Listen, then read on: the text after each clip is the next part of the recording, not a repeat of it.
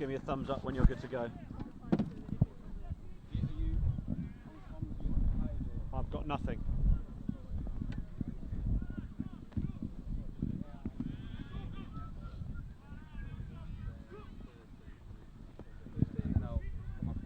Oh, you're Preston as well, aren't you? Yeah. Am I going this side? Yeah, the camera's sort of coming there, so yeah, that's about right. Over my shoulder, so I'm like, that's the main thing. Face for radio and all. Yeah, that's snap.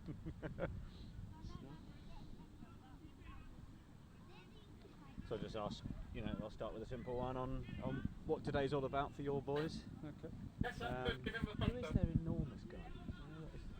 No idea. He played against us last year for 17. Did he? He didn't last very long. As you can see, I've got tons of information on the French. I'm enjoying it. We good? 1 2 1 2 1 2. Can we hear audio as well? Yeah, good. Okay, we're ready to go. So interview with John Fletcher in 3 2 1. Well, John Fletcher, an exciting afternoon for your England under-18s boys. Just tell us what this game is all about for them. Well, firstly, it's the start of our season, so it's the first game of 9 matches that ends in South Africa. So the boys are really looking forward to playing. We've trained well. Came in on Friday. We've had a couple of training sessions, had some camps throughout the year, and yeah, the players are looking to put on a performance. Now, you've told the players that you want them to be free to express themselves in this one, I understand. I'm sure there'll be plenty of them out there who are as competitive as anybody is once they step onto a pitch, and they'll be really keen for the win. How important is victory in their development? Victory will come. They've got a better chance to win if they play well. So, to be honest, we just concentrate on trying to perform as well as what we can, based on whatever the French will throw at us. So, the under-18 program is all about them learning to adapt. So, adapt to the French, to adapt to the pitch, adapt to the weather, and hopefully that's what we're going to demonstrate this afternoon. And what sort of step up is this for some of the players? They've obviously played at schoolboy level, perhaps to a high standard there, maybe some academies as well. Where does this rank on their journey potentially, to becoming full professional players? Yeah, it is part of their journey. So it is clearly a step up from what they have been doing. So we have the best players in England playing against the best players in France. So it is a step. However, the Academy League has been a significant program in sort of, as a stepping stone from schoolboy to international rugby. Now, you may not be overly concerned of the particular game plan to face France, but certainly the weather is going to play a part. How will that affect the game plan? What will you be saying to the boys as they come out? Because this is quite a strong breeze across the pitch, isn't it? Yeah, it is. Look, I mean, that's just one of the factors. That's just the context of the game. The pitches, context, referee, obviously the oppositions. I mean, the pitches in the game will be the pitches in the game, and the weather's part of that. That's how we train. So it will be interesting. Certainly at this age group, their tendency is to want to keep the ball in hand and sort of want to move the ball around. Certainly we will look to do that. However, I'm sure we will also probably kick a little bit more than what we have in the past. And finally, just for those tuning in, what will be the sort of things that you're looking out for that you want to see from the boys this afternoon? We just want them to express themselves. So express themselves from a skill point of view, express themselves from a physical point of view, and certainly to just go out there and to try things. I mean, they're not going to, certainly at this age profile, it is about them actually exploring the game, and that's what we want them to do. Best of luck. Thank you. Thank you, John. Thanks very much. Take care. All the best. Enjoy the day.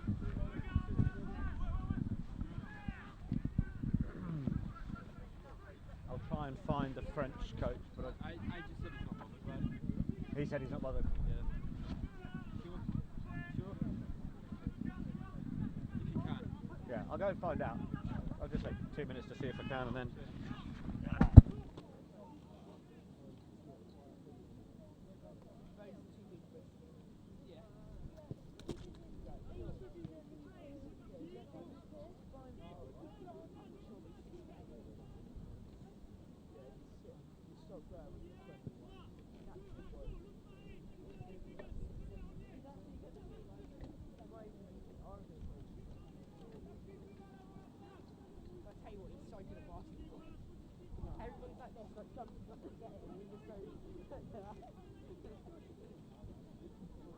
This one guy, he lifted his friend up with one day, and we'll pay this one.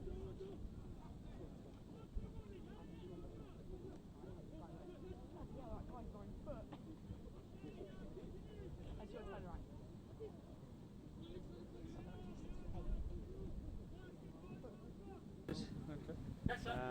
Well, yeah, good. Okay, we're ready to go. So interview with John Fletcher in 3, 2, 1. Well, John Fletcher, an exciting afternoon.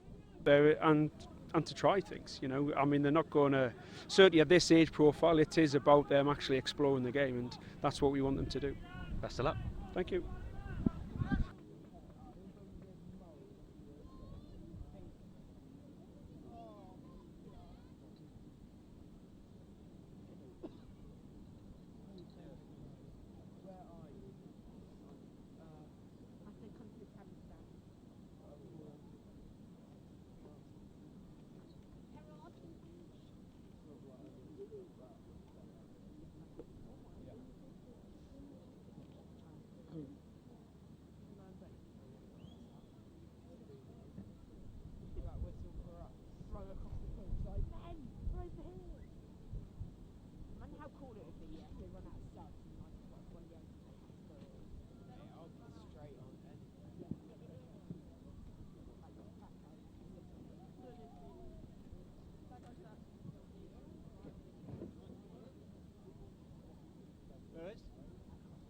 We're on.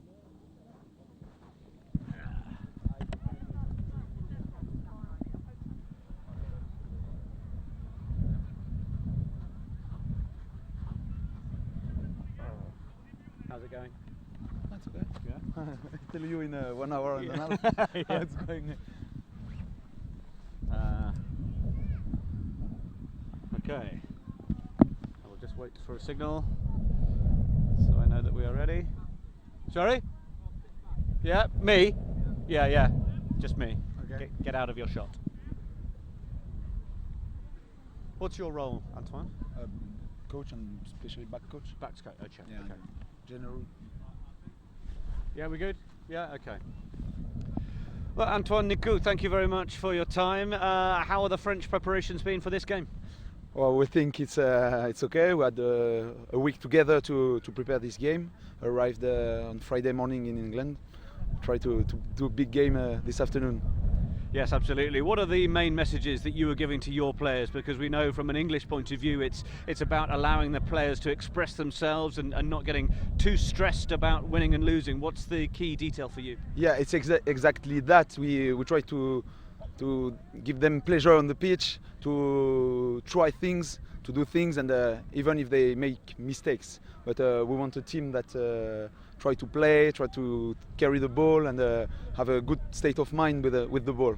Now, English fans watching French rugby, we're used to the French flair. Is that something that you have to show these players at this age, or is it still something that comes naturally? Yeah, no, the French flair doesn't exist. We try to go in the space with the ball, and no, we hope we have a good side, and we're going to play a very big English team. Every year it's it's the same thing. So no, our young players will face the best they can have when they are 18. Mm-hmm. So they're waiting for a big game, very intense, and yeah, with a lot of rhythm.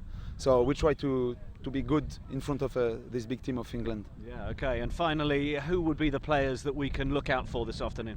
I don't know. Maybe our number 10. Maybe our center. Maybe number 6. Yeah. Maybe, and I hope a lot of other ones. Yeah, you can tell us in an hour and a half how well they played. Exactly. Antoine, thank you very much for your time and best of luck to France. Okay, thank you very much. Cool. Okay. Thank you, mate. Thank you.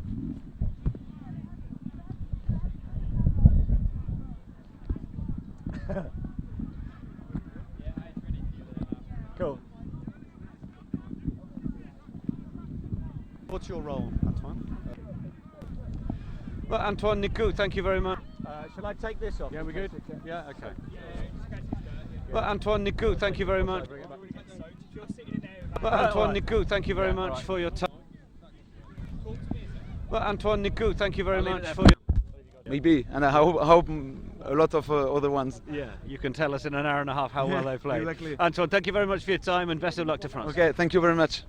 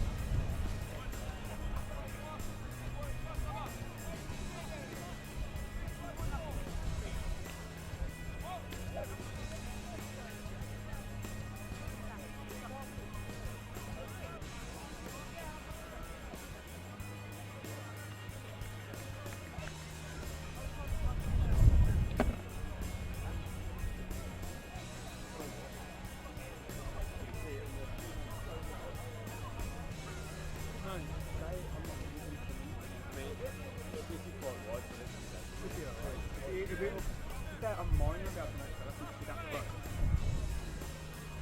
Ladies and gentlemen, welcome to Oslo's Field, the home of Aylesbury Rugby Club. It's a privilege to host today's England vs France under-18 fixture, The Crunch.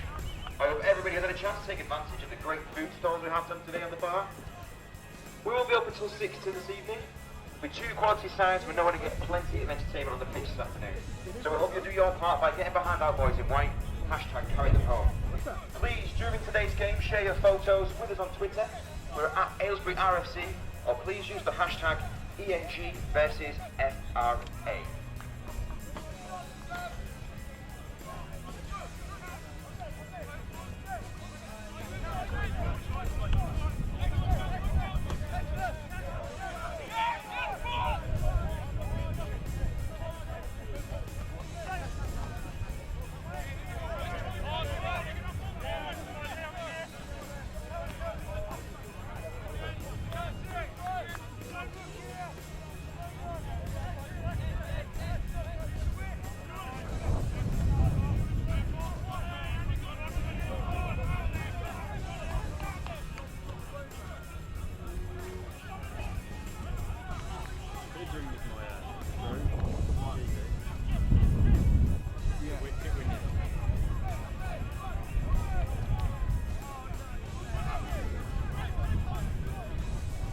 It's that windy. Like, I can't have the camera how I usually have it. I'll take it later. Yes. Because the boys, like, I let go of the camera. The wind just takes it. Oh, you mean the tension? Yeah, you know, the drag. It's usually because I'm being tight, I have it quite loose. Oh, so you move quick. So I can move quick and I can be like smooth. Yeah. Sometimes I find when you have it heavy drag, it jerks. Well, when you're really tight, But I can't do it any looser because the wind's fighting me when I'm turning. Because I try and move my body out. Go away. And I'm doing that. And then I get into there and it's like fighting me, so I just push me back to like Ladies and gents, if you are feeling a little bit dry on the petty side, make your way to one of our fantastic food stalls, or of course we have the bars on the open side of the patio. Of course, kick-off this afternoon is at 2 o'clock, so you've got plenty of time for those last minute beverages or a good bite to eat.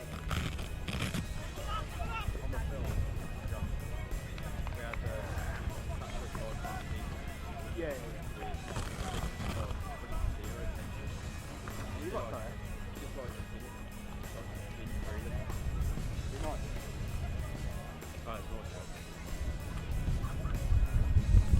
Best camera you use?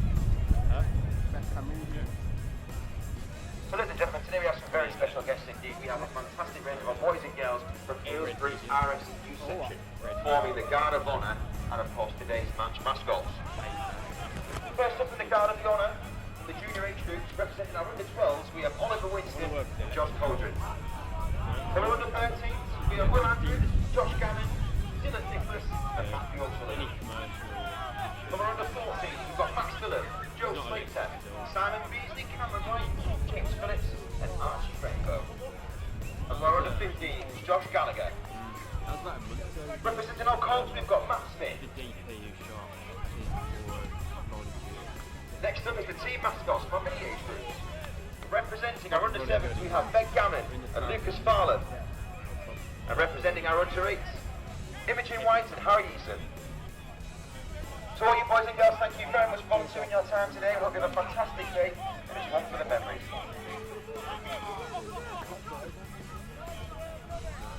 So, imagine taking something on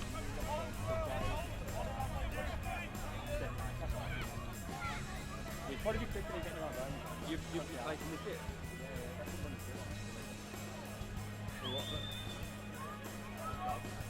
What I'm doing is taking the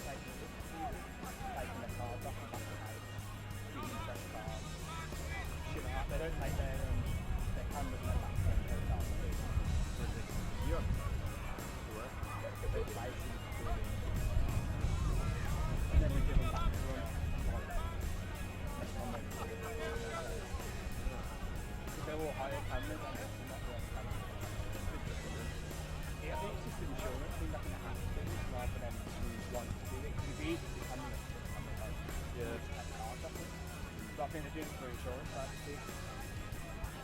because they're like got the stats where and then every Friday they take one of the races goes away from Ladies and gentlemen, today's match is not possible without our match day officials, so please give a very warm RSU and Aylesbury RFC welcome to today's match officials. Today's referee is Robert O'Sullivan, and the assistant referees Bill Burton and Bob Carnell. I worked on international geographic thing, and I was the only runner on it. I think anyone knew. I've seen one thing. I've been doing I haven't seen you really kept it different. As a runner, like, if you carry on the runner route, you're kind of destined to be on this. Unless you kind of get in. We'd also like to wish and extend a massive thank you to all of our volunteers today from the Aylesbury Rugby Club and surrounding areas. Really appreciate your time and effort this afternoon. That goes from everybody from behind the bar and of course right the way through to our stretcher team.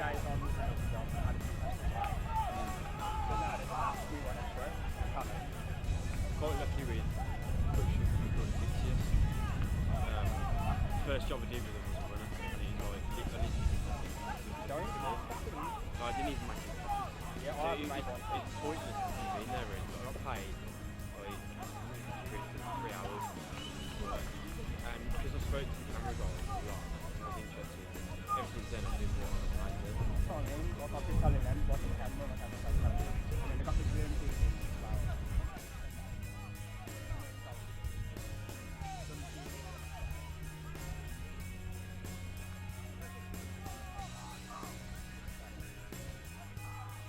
Okay, ladies and gentlemen, now it's time we've all been waiting for. Time to make some hot noise for our hot prospects for the international game. First up is our French under 18. So let's hear it for starting at prop and wearing number 1, Daniel Brennan. At hooker, wearing number 2, Maxime Lamont. On the tight head, Lucas Guillemin. Starting in the second row, Thomas Levey and Antoine Houdin. At blindside, Mathieu Pierre. Open side, Arthur Vigneault. And at number 8, back fence, Le Madeleine. In the backs, our half-backs, we've got Baptiste Germain. And at scrum half, Louis Cabanel.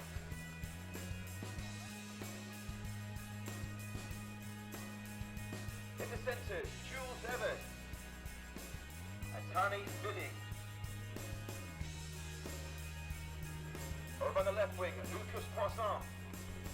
On the right wing, Martin Dulon. And at full-back, Well, good afternoon and welcome to Buckinghamshire, to Ostlers Fields and to Aylesbury Rugby Club, where this afternoon we're delighted to be bringing you live streaming coverage of England under-18s against France under-18s, the first of 2 fixtures over the next week ahead of another game next week against Scotland. Great to have your company. These fixtures are a great chance for head coach John Fletcher and his assistants Peter Walton and Russell Earnshaw to see how his charges are developing.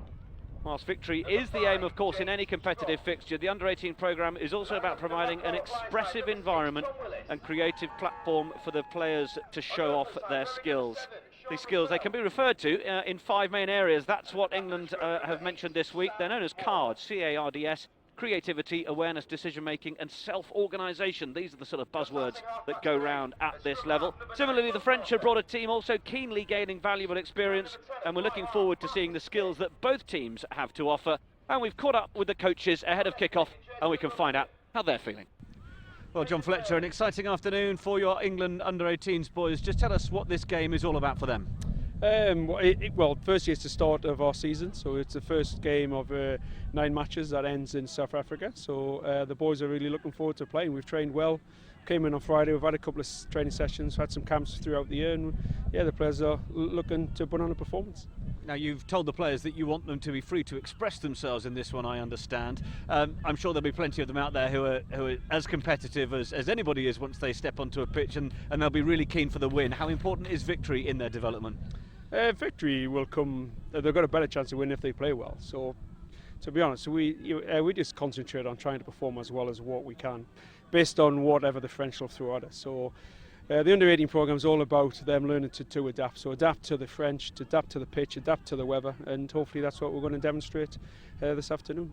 And what sort of step up is this for some of the players? They've obviously played at schoolboy level, perhaps to a high standard there, maybe some academies as well. Where does this rank on their journey potentially, to becoming full professional players? Yeah, it is part of their journey. So it is clearly a step up from what they have been doing. So we have the best players in England playing against the best players in France. So it is a step. However, the Academy League has been a significant program in sort of, as a stepping stone from schoolboy to international rugby. Now, you may not be overly concerned of the particular game plan to face France, but certainly the weather is going to play a part. How will that affect the game plan? What will you be saying to the boys as they come out? Because this is quite a strong breeze across the pitch, isn't it? Yeah, it is. Look, I mean, that's just one of the factors. That's just the context of the game. The pitches, context, referee, obviously the opposition. So, I mean, the pitches in the game will be the pitches in the game, and the weather's part of that. That's how we train. So it will be interesting. Certainly at this age group, their tendency is to want to keep the ball in hand and sort of want to move the ball around. Certainly we will look to do that. However, I'm sure we will also probably kick a little bit more than what we have in the past. And finally, just for those tuning in, what will be the sort of things that you're looking out for that you want to see from the boys this afternoon? We just want them to express themselves. So express themselves from a skill point of view, express themselves from a physical point of view, and certainly to just go out there and to try things. I mean, they're not going to, certainly at this age profile, it is about them actually exploring the game, and that's what we want them to do. Best of luck. Thank you. Well, Antoine Nicou, thank you very much for your time. How are the French preparations been for this game? Well, we think it's okay. We had a week together to prepare this game. Arrived on Friday morning in England. Try to do a big game this afternoon. Yes, absolutely. What are the main messages that you are giving to your players? Because we know from an English point of view, it's about allowing the players to express themselves and not getting too stressed about winning and losing. What's the key detail for you? Yeah, it's exactly that. We try to give them pleasure on the pitch, to try things, to do things, and even if they make mistakes. But we want a team that try to play, try to carry the ball, and have a good state of mind with the ball. Now, English fans watching French rugby, we're used to the French flair. Is that something that you have to show these players at this age, or is it still something that comes naturally? Yeah, no, the French flair doesn't exist. We try to go in the space with the ball, and now we hope we have a good side, and we're going to play a very big English team. Every year it's the same thing. So no, our young players will face the best they can have when they are 18. Mm-hmm. So they're waiting for a big game, very intense, and with a lot of rhythm. So we try to be good in front of this big team of England. Yeah, okay. And finally, who would be the players that we can look out for this afternoon? I don't know. Maybe our number 10. Maybe our center. Maybe number 6. Yeah. Maybe, and I hope a lot of other ones. Yeah, you can tell us in an hour and a half how well they played. Exactly. Antoine, thank you very much for your time, and best of luck to France. Okay, thank you very much. So those are the thoughts of Antoine Nicou, who is the backs coach and assistant coach with the France under-18s team. And we can go through the teams ahead of the anthems for England under-18. Well, the front row, Tom Rowland will cape on Marcus Street. Ted Hill, big man to watch in the second row alongside James Scott. The back row, Tom Willis, Sean Raffel and Sam Moore from Sale Sharks. And then the halfbacks, Will Porter, and there's a late change there. Number 10 is Marcus Smith. And then the wingers are Caden Murley and Tom Seabrook, two wingers who incidentally often like playing in the midfield. And in the centres then Fraser Strachan and Ollie Morris, and at the back Elliot Overty Yinbo, and coached of course, who we heard from there, by John Fletcher. So we'll just have a pause before we look at the French side for the anthems of the two teams.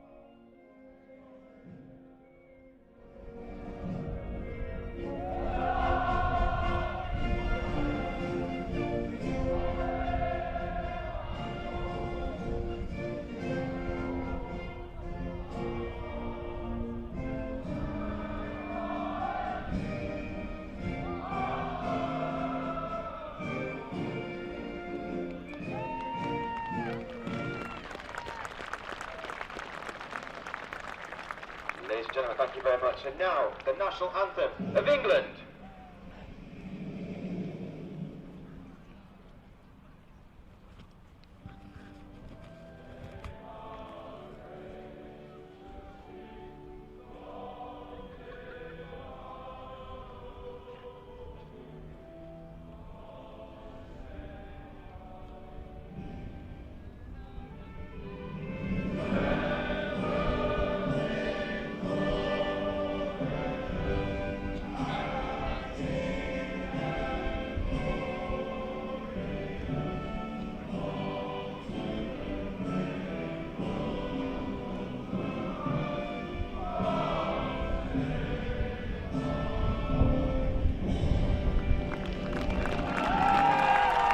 Thank you. Now, it's game time. Come on in. Having a look at today's teams, moving on to the French under-18 side, and we have that front row of Brennan Lamotte and Guillaumin. Second row, Thomas Lavaux and Antoine Jourdain. Then Tixier, Vignol and Lemardelet in the back row. Halfbacks, Baptiste Germain and Louis Carbonel. The wingers, Poisson and Dulon. And in the centres, Jules Even and Tani Villy. And Donovan Tower-Fifinoa is the full-back. The coach is Philip Agostini. And the replacements, Rigby, Dolly, Verdon, Basham, Wright, Fox, Smith and Hughes. Okay, that late change from our graphic, Cameron Redpath in at 22. Marcus Smith is now starting. And for France, Ramon Giarivoni, Gros, Bernard, Gendre, Momry, who is the big unit, and Labeau, Lebel and Gouault. So delighted to say that. Alongside me is the England under-20s captain, Ben Earl. And well, as England get us underway, Ben, what will you expect from this game? You've been through this age level yourself. Oh, look, the boys will play with lot of speed, lot of intensity, and they'll not play too much shape. They'll look to play what they see in front of them and be really creative in how they do that. Well, they're certainly off to a flyer here as Will Porter looks to get them going again. Big carry from Scott, right in the centre of the field. Now they go right again. And you could hear from John Fletcher perhaps in that pre-match interview as Marcus Smith just goes down, about how important it is that these guys express themselves. Spoke to him during the week. He said he'd be perfectly prepared for these boys to make it a messy old afternoon for France. Just see the French team going to England team going to a little pick and go play. It's a tactic used by most Premiership sides nowadays, and we'll probably see them spread it wide at some point as we try to be confrontational early on. Little crash ball for Capon.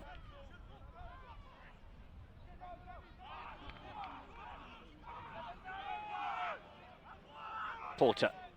Smith wants it. He's got Strachan outside him. They go for the long ball out to Oberty Inbo. Has the presence of mind to get it back inside to Morris, who is well tackled. Off England go again. Really good spell of possession effectively from the kickoff, where they managed to win it back through the French error.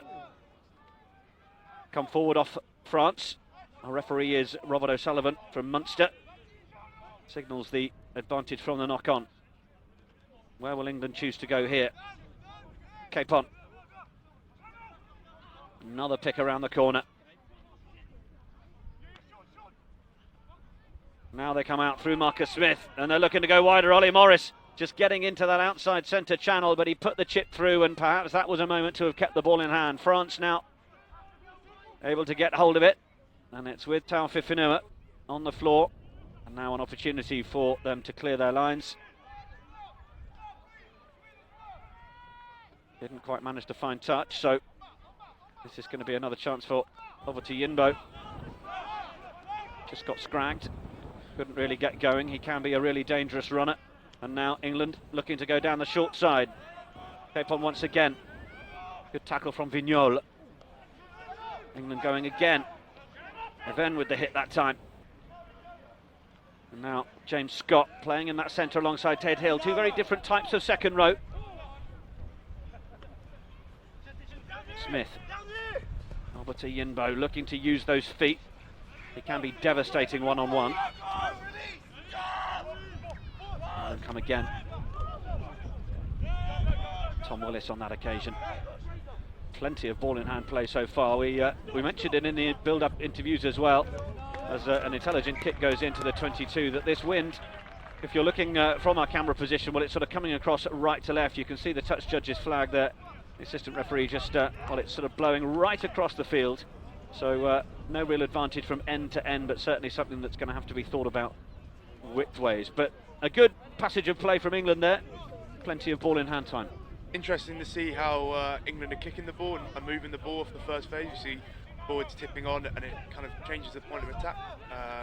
The French team especially, they look like they've got good energy on that kick chase, so that'll be something to bear in mind for the English team. Well, the French managed to get the ball from that line out. Little few metres made by Maxime Lamotte from Bordeaux.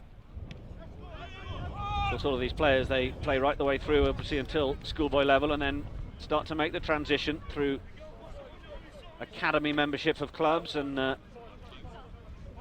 is the way the progress works from schoolboy level. Start to get the affiliation with the local clubs, or with the regional premiership club, of course. Good opportunity for England to attack here. Hopefully show the French what we're about in terms of the maul early on. So he got sacked. Yeah, it did look like there was the player brought straight down as he came down from having taken the line. Referee playing a bit of a penalty advantage, and this is big Ted Hill, Worcester Warriors. Debut for England under 20s last month in the back row. Bernal absolutely right in spotting that was an immediate sack from the line out. Decision here for England.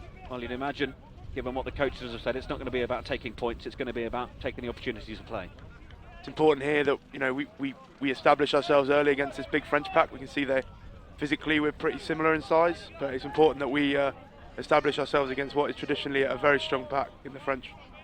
French skipper is Daniel Brennan from Toulouse, the big number one. He's just taken his place at the back of the line out, the French prop, as England don't hang around and get that line out underway.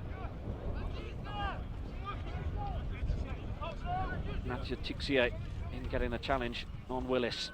6 on 6. Now then, Smith has gone for the little kick over the top. Oh, it was challenged for by both players. It was knocked on by Taufik. England will have the scrum. Really good example of how England are playing, with that creative width, and looking at Marcus Smith, who we've played with a few times. He likes moving the ball. He's got a great boot, and he's got good vision. It's just important that the men outside, if they're seeing that width, which I think France were a bit tight there, that they move that early, and we can exploit those gaps wide.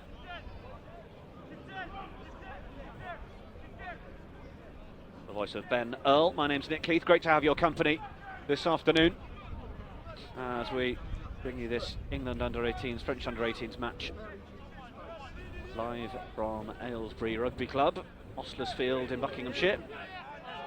6 minutes on the clock, we are scoreless.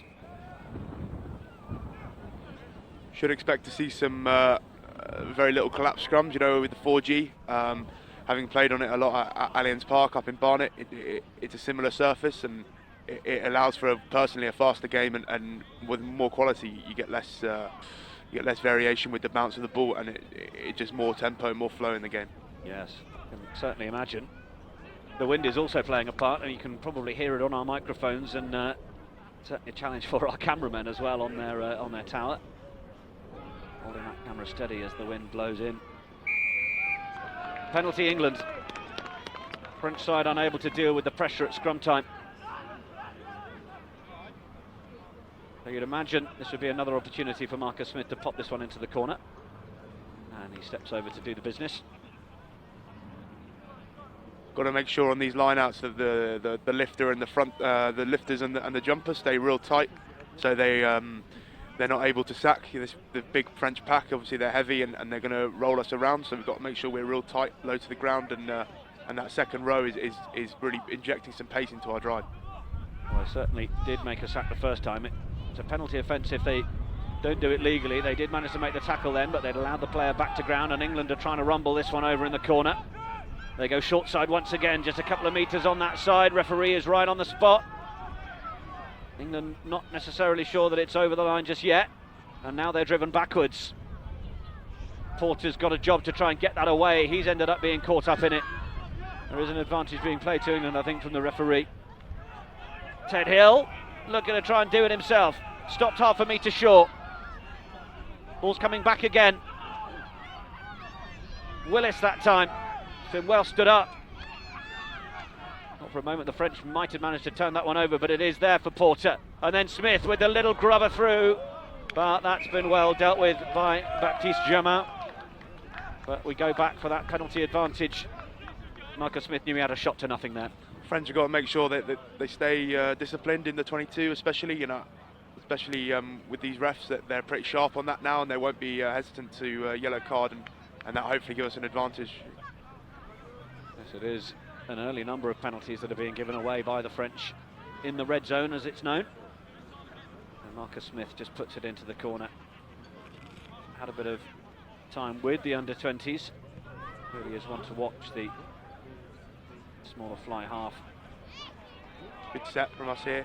Again, sack. The French are looking real good at that, getting their timing just right now. Can England get that ball to ground? It looks like the French might have held them up. And that is the decision from the referee. Forwards battle is not conclusive one way or the other. I think Tom Willis nearly lost his kecks there for a minute. England won't mind this. They'll look to grind the French down. You know, they historically, you know, they're really strong in that first half, but it's about us wearing them out and moving them quickly. These big lads. You know, if we play static ball and keep them static around the rucks, they won't tire out as much as we're doing at the moment.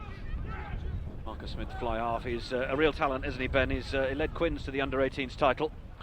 Yeah, he's got his guy who seems like he's got a lot of time on his hands when he's got ball in hand, and he's a great communicator. He's at Brighton College, and if you look at any of their stuff they've played this year, unbeaten season, and he's basically run the show, and he rightfully starting today as probably the most dangerous fly half in the country at his age group. Played for Harlequins in the Premiership Sevens at 17. Here he is, real one to watch for the future. Quite handy for him that only a few years above him there's George Ford showing you don't have to be the biggest down the Chen Channel. Yeah, he hits hard as well, man. I've seen him put some big hits on, especially on those Italians last week. England looking to run a move that might be off the training paddock. Obati Yinbo takes two men down with him, but he did manage to get the ball over the line, and we have the game's first try. Elliot Obati Yinbo doing just enough to get over. Thought it might be the opportunity of the offload, but it was simple enough for the fullback. Again, a perfect example of how we've sucked the French in there, and they're very tight in their defensive line, and Marcus Smith having that ability to see wide and moves the ball. Elliot doesn't look like the biggest bloke, but he's a very strong guy, and you see his hair waving around in the wind, especially. He's also a scratch golfer. If you didn't know that, he's a very talented golfer, and apparently he chose to go for rugby rather than golf, so good for us. Oh, absolutely. Slightly less physicality in golf. Although maybe if he was playing golf today, he might have buffed it around a fair bit. Marcus Smith then to add the extras.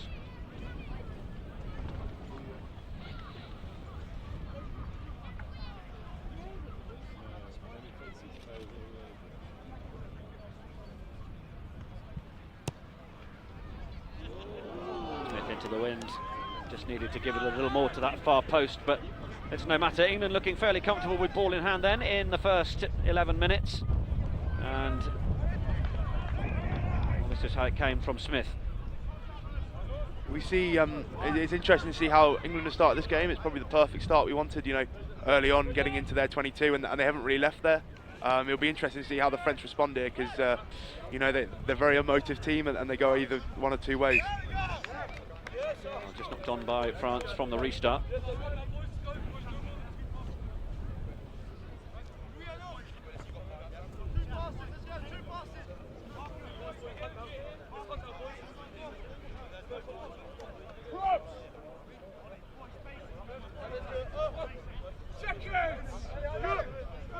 England have got to make sure, especially off set piece, you know, the backs, we don't look as big as they do in terms of physicality, so we've got to make sure we cut them down early and kill the threat. I know, having played with Ollie Morris quite a few times at 13, he's a great defender and puts some massive shots in, but it's just everyone being on the same wavelength as himself.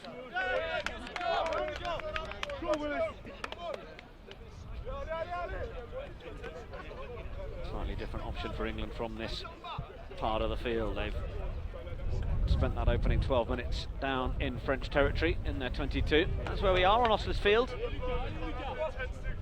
here in Buckinghamshire. Dark clouds on the horizon. We may yet see a downpour or two as the game goes on.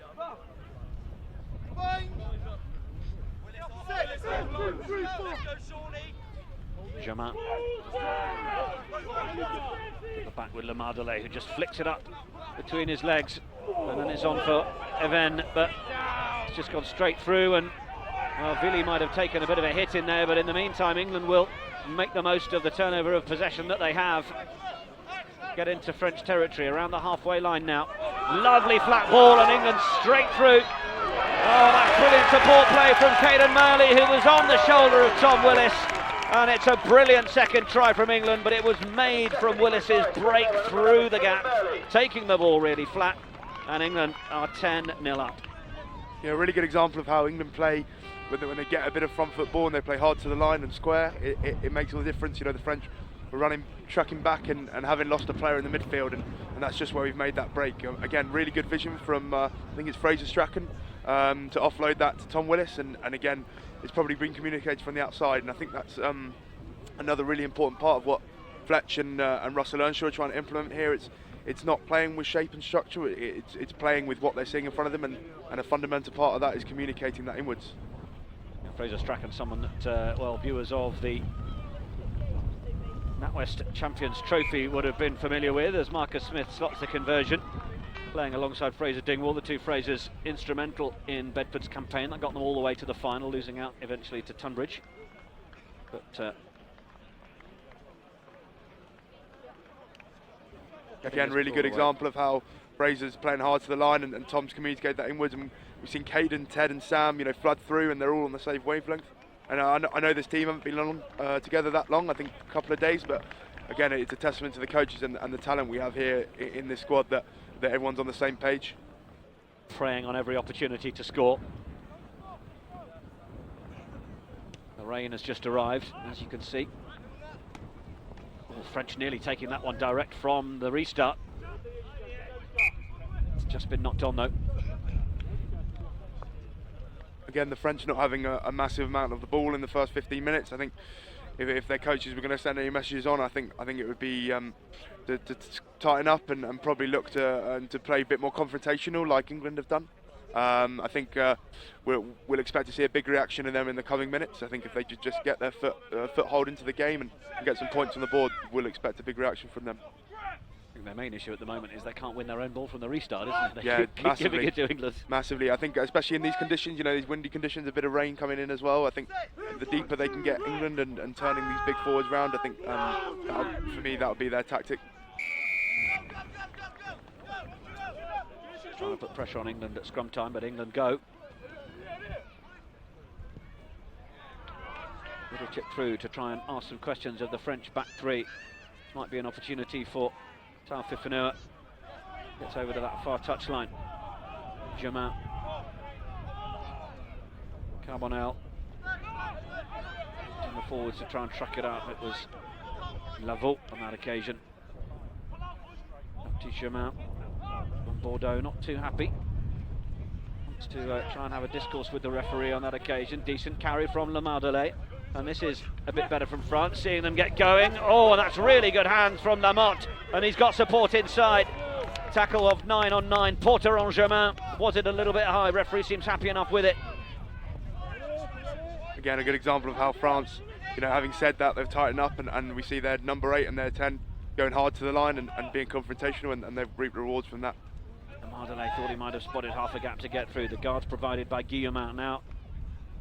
They tried to go back down the short side through Jamin. Not sure that was the right option in the circumstances. They need players to release it on the floor, and England in a good position. They managed to force the turnover as Jamin gets himself a little bit isolated. But, well, good to see that when France do have the ball, which they've had relatively little of in this opening 17.5 minutes, they are keen to try and express themselves and play as well. But England get that penalty, and Marcus Smith will go with that wind. Take as many yards down the near side, line out just in front of our camera position. First time we've seen of Sean Raffel, a player that I've played with quite a few times in the Academy League last year. He's made some some massive turnovers. And if we just see here, like I said earlier, Ollie Morris putting in that good read and making a good collision. Doesn't look the biggest, but he hits really, very hard. Yeah, Tani Vili was straight down. He'd run into a brick wall. Not sure Ollie Morris was doing an awful lot to particularly stand him up, but certainly felt the force of it.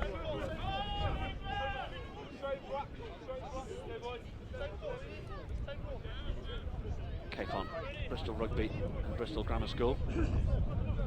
I know he's recently moved from prop to hooker, so, and I know Luffers is working real hard on his throwing, so it'll be interesting to see how he goes today in these gusty conditions.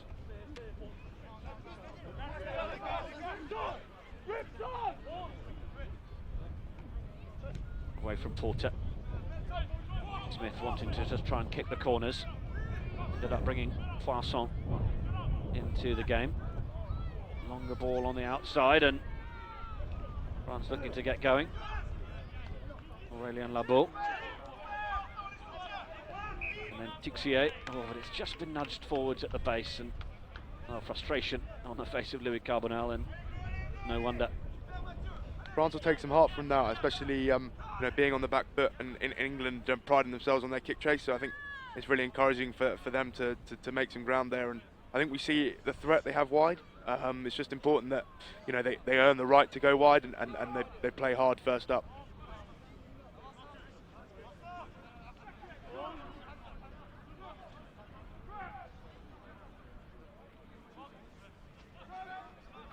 England 12, France 0.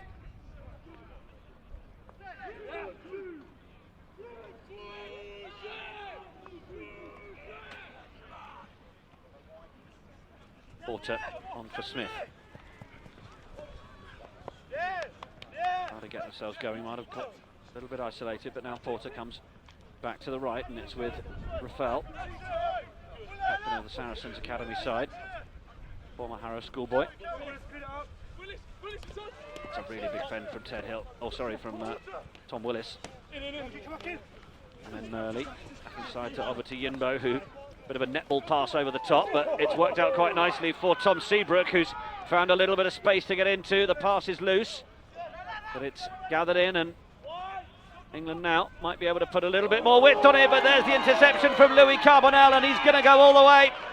Chasing back is Caden Murley, but he's not going to stop him.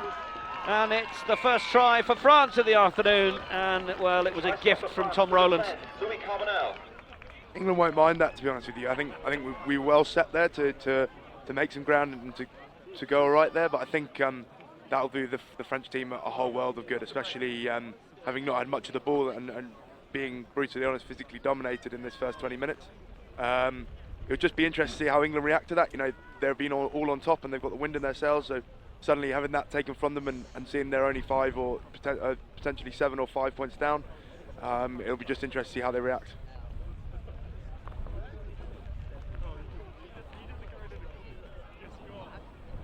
I like your suggestion that England won't mind it. I'm sure there are quite a few in there that are might be thinking otherwise, but I certainly accept the point you're making, and we just see Carbonell with a chance to add the extras. And the gap between the two teams is down to 5 points. Just have a look. It's just Tom Rowland's just floated it up. Rowland made his senior club debut in the Anglo-Welsh competition this year. This is his first experience of the national programme. Carbonell quite able to stroll in under the posts from that one. A gift from the England prop. I know we're all encouraged, especially last year we were, as forwards, to move the ball and not be ashamed. Having the number on the back shouldn't restrict how you play, and I think Russell, Earnshaw and Fletch really won't mind seeing a big prop, which you wouldn't usually see on the international stage, moving the ball, and that will take heart from that. Voice of Ben Earl, the England under-20s captain, as England do pick round the fringes, and that's really good support play, working between the back row. Rafael onto Moore. James Scott in there as well. Just gets himself out of the way.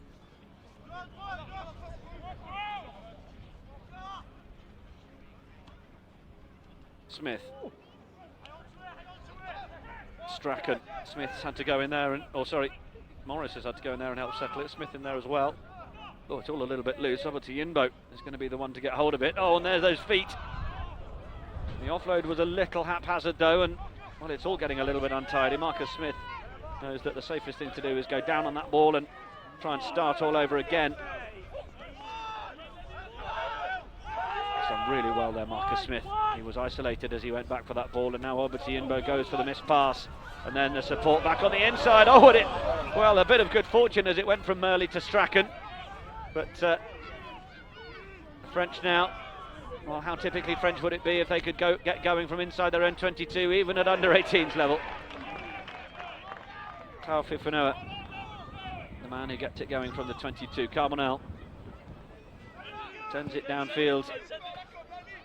Oh, and that's turned into a fairly decent touch finder as Caden Murley just sees it out.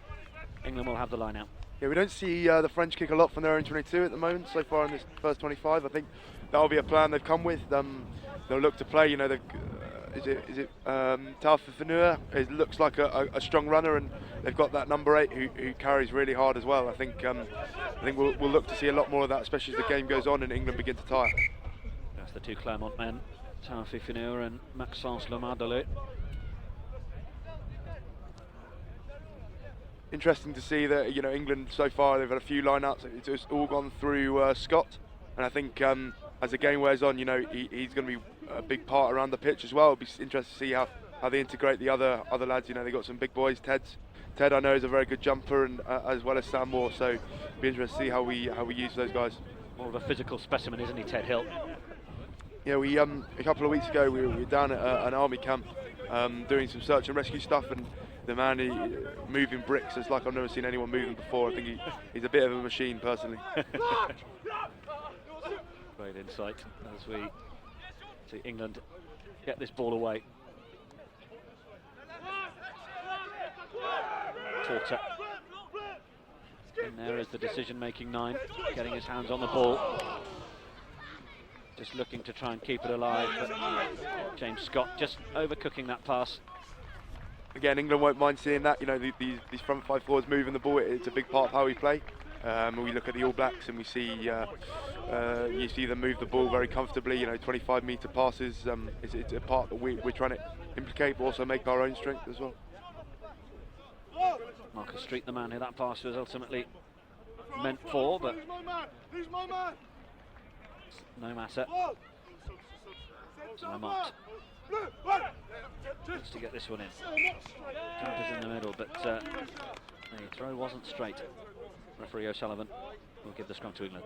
Quite a common tactic by the French team. You know, all their energy and their direction comes through their 9, and having him at the front of the line out there, it allows the number 8 to move off and carry hard at what they think they can target at, and it's Marcus Smith and Will Porter at 9 and 10. I think if they can get the 8 going hard at him as well as the big 13, I think they'll be all right to get some gain line ball.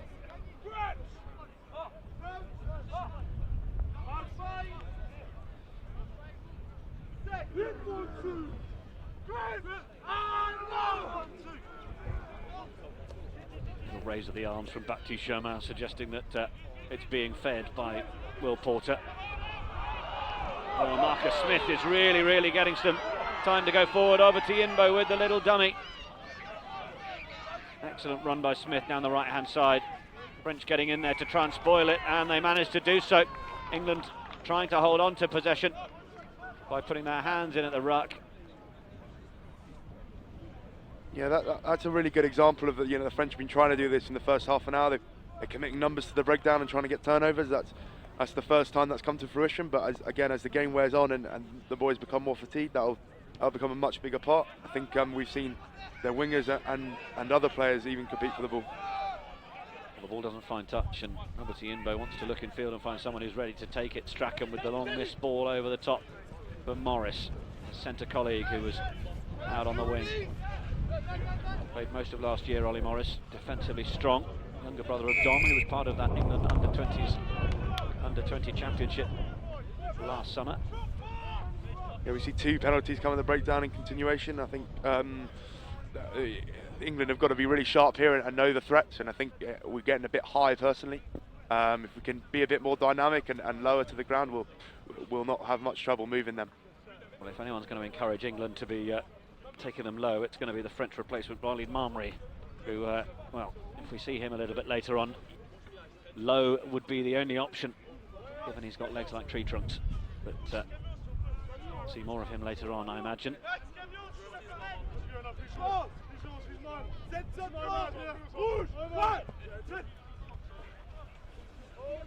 First drive we've seen from France, it'll be interesting to see how they get set. They're well set at the moment. If they can spin off as we see here. Yeah, they are getting some good go forward. Opting to use it now. Little switch back inside. Good line from Jules Even. And now wanting to try and put a bit of width on it. Villy.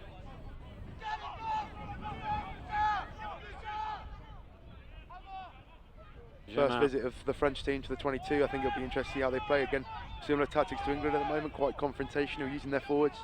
But we know they've got some big backs as well, so England have got to keep their eyes out for those guys. Yeah, there are moments when the French forwards are coming forward looking to try and take the ball as a little pop ball, but at times I think Germain's just taking a little bit of time to decide which way he wants to go, and that's possibly just stuttering France's attack and their ability to pump around those fringes at the minute. Penalty England, France going off their feet to try and secure the ball.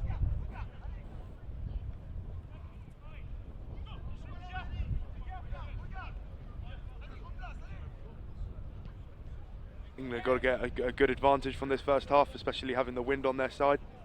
We see the French team not gaining much off kicks for penalties, while Marcus Smith seems to be making some good yards. But again, with the rain coming in, I just think both England and France probably need to tighten up a little bit. We've seen a couple of handling errors of recent, so just making sure we tighten those up.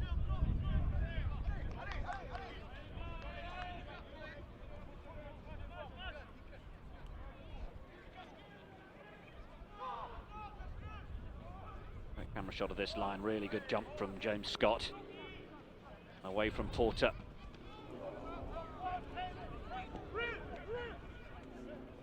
Porter going down the short side this time. That's where Smith was waiting and wanting it. And then really good interplay. Oh, and they were sending Marcus Street down that right side. Looking to keeping it look to keep it moving. Yeah, I think we're seeing a bit of foul play there. I think Marcus was saying, yeah, as we see the 9. Is it the 9? Yeah, he's gone now. That'll be interesting to see how the French deal with that, because, like I said earlier, he's a big part of their game. He brings their energy in their direction, so I think we'll see, hopefully, England start dominate this last 10 minutes with 14 men, 15 versus 14.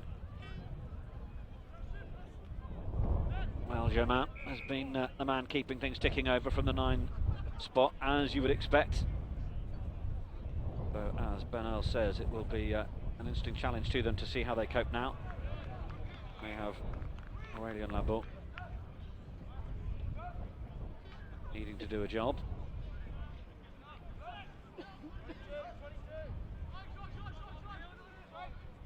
Carbonell maybe having to step in as well.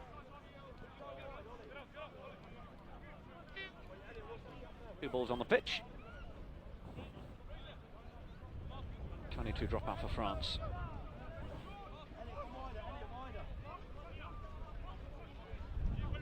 Carbonell. Give it a bit of depth. Roberto Yenbo stands up into the first tackle of Tixier. Porter to the right. Smith just steps off that right boot. Where's he off to?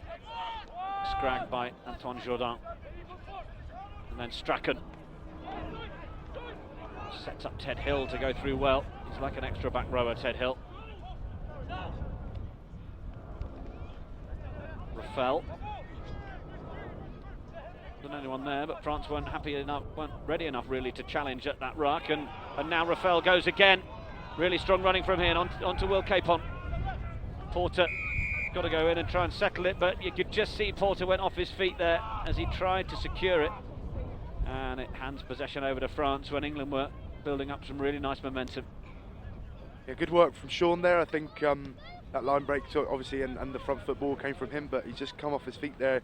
It's important that England, keep their detail, especially in the 22, because the French team look sharp around the breakdown, and they'll be quite happy to implore that. John Rafael, Saracens man. Sort of in that mould of a Henke and a Will Fraser type. Wants to be involved, keep things moving, keep the momentum going. Jump at the line is from Jourdan. France will try and grab an extra couple of metres. Going to turn into 10 metres. They still go now, they take it to ground. Carbonell is there playing scrum half, but referee has decided that it was taken in from the maul, but it wasn't immediately playable, so it'll be turnover to England. The look on the face of Carbonell is, well, that was the ball, I was going to take it out. Didn't happen fast enough for the referee's liking, so. Just think England, especially Peter Walton, he's very passionate about lineouts, and I think he'll be quite keen for the lads, especially in the second half, to put more pressure on their lineout defensively. They've had some easy ball, and their drill looks slightly off, so expect to see some more pressure on that in the second half. How do you feel about lineouts, Ben? I don't really know, to be honest with you. I tend not to go up much, being quite short, so I tend to take the ball and then hand it on and then get my head in there. So yeah, it's personally I just love every rule of rugby, and it's all good. So according to our clock, just over a minute remaining of this first half.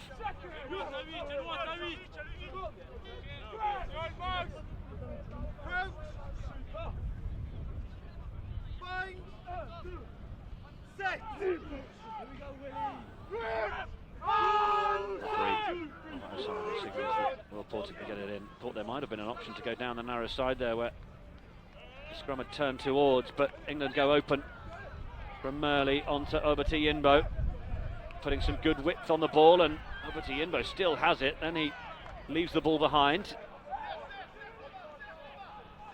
Referee almost getting himself involved in the play. That's a cheeky little offload for Rafael, and they're keeping it alive well. Ted Hill. Ball squirts out. Strachan. Supported in the midfield by Scott. Porter goes to the left again. Running round the corner is Willis. Willis still with it. Then it's away to Marcus Street. 5 metres out now, England. Can they turn this spell of pressure into points? There's a pick and go down the short side. France have got numbers to try and turn it over. They don't manage to. Porter back inside. Rafael. Another big carry from the open side, but France trying to hold them up, and have they denied that ball getting to the ground? Well, England with enough shirts there to try and stop them. Tackle from Guillemin. Important England, keep their tempo, the speed of ball high, because the French feed off slow ball. You might see them go over here, but I think if we can keep our tempo up in the second half, they'll find us really hard to live with. France coming in at the side to try and keep England out, and I think the referee decides that he needs to have a chat with Daniel Brennan here. See the French players with hands on knees and arms above heads. I think we can see how England moving the ball wide and keeping pace on the ball is really tiring them out. And I think, especially in that second half, if we can continue that, we'll get that. That'll come to fruition in the last 10-15 minutes. Well, they do always say it's so much more tiring defending, isn't it? And England are going to ask France to do a bit more defence now. Porter, it was just lost from Scott. Just nudged forwards, and that will be the end of the first half. Well, a first half where England came out looking pretty good. 2 tries to 1, they have the advantage. And it's a half-time score of England under 18, England under 18 12, France under 18 7. I don't think either teams will be disheartened by that first half. France are well in the game, even without having touched the ball much, and England, on the other hand, have had all the ball but have not quite managed to get over the line as much as they'd have liked to. So both teams will be encouraged with what they've shown in the first half, but expect to see a big reaction from both teams. We've certainly seen plenty of rugby played, which has been great to watch. Both of the sides looking to try and use the ball as much as possible. Decent skill set from both of these teams. And we can have a little look back at the tries.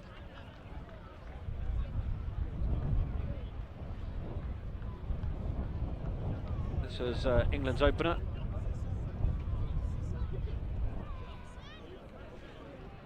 Over to Yinbo with the right-hand fend. Thought the ball might get out to Caden Murley. He was holding that outside line, but the momentum did see over to Yinbo get over.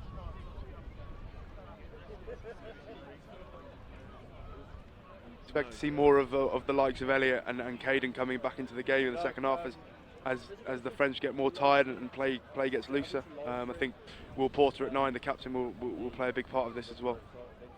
And this is, well, great combination between forwards and backs. As Murley, he was looking for that outside ball from Herbert to Yinbo on the first score. He made sure he was on the shoulder to finish off that particular one.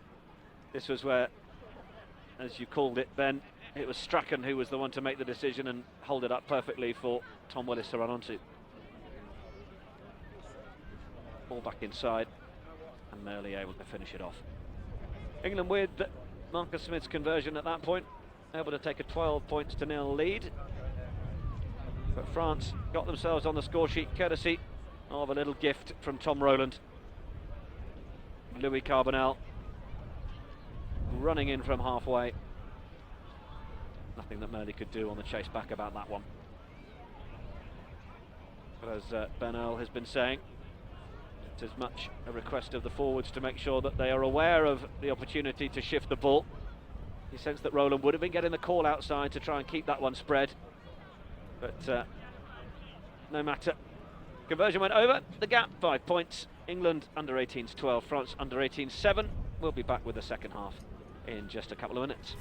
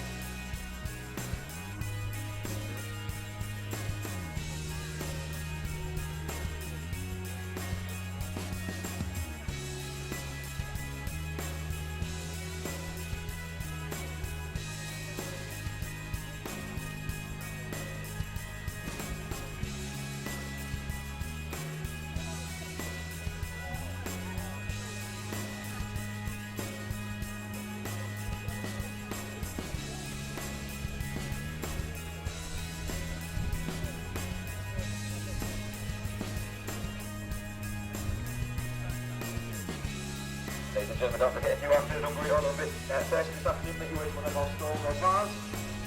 Across our bars provided and sponsored today by our fantastic sponsor Taylor, a local beverage provider in the area. And a lot of the matchday literature, including the programmes today, provided by Mediaport. So thank you very much to those guys down at Mediaport for designing and printing today's match programmes.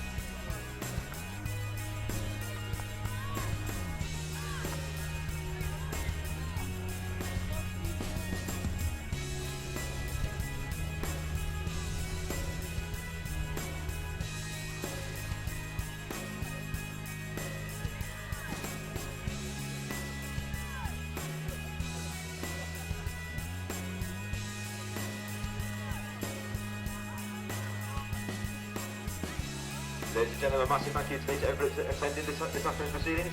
The official attendance was 1,671 people in today watching today's game. So a fantastic way to support our home nation in their under-18 fixtures today.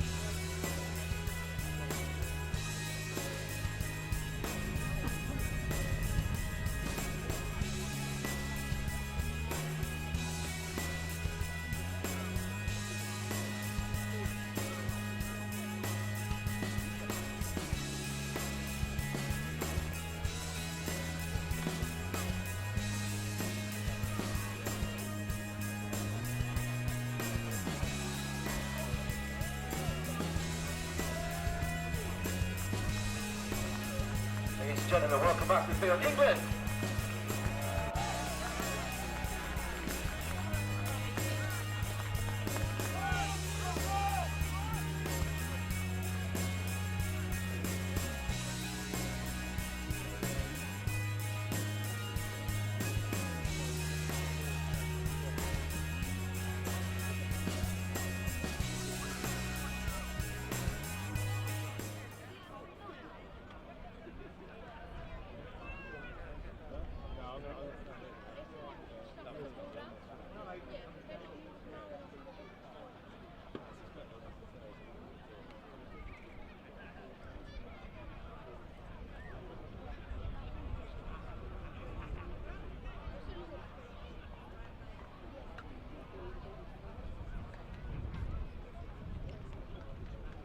Well, welcome back to our second half coverage of this England under-18s and France under-18s match, and we are live from Ostlers Fields in Buckinghamshire. It's Aylesbury Rugby Club.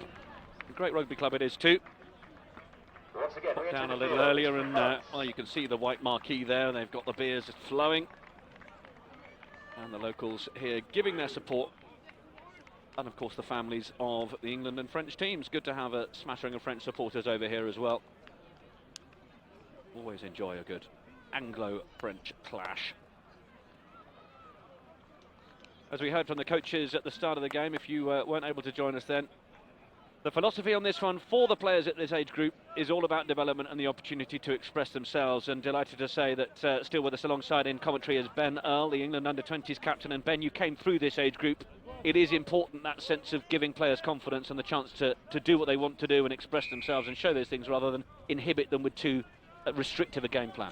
Yeah, massively. I think just freeing the boys up, and you see some lads really flourish in that, and then you know once you sign a professional contract or you move on to another club, you get on the treadmill, which is you just don't stop running, and you learn about the shape and the structure. So this is the last bit of play where the lads really get to experience themselves, and I massively enjoyed it. You sound glowy-eyed about looking back reminiscently on that chance to express yourself. Is it terribly boring now? It's all structures and systems. No, not really. Being at Saracens, there's a lot of that, but you look back on this fondly, and you've got to know this, you've got to experience this to know the structure and the benefits of that. So it's about just getting the blend right, really, and you know the coaches are well aware of what Premiership teams are trying to do, and yeah. I think this is a really good example of lads exploring their emotions and experiencing different things about winning and losing. Yeah, certainly key lessons to be learning at this age group. With Carbonell stepping in and playing scrum half, of course, because of the French 9 being in the sin bin. Baptiste Germain getting sin bin just towards the end of that first half, but now there's an opportunity for England to get going through Cameron Redpath, and he's just bundled into touch.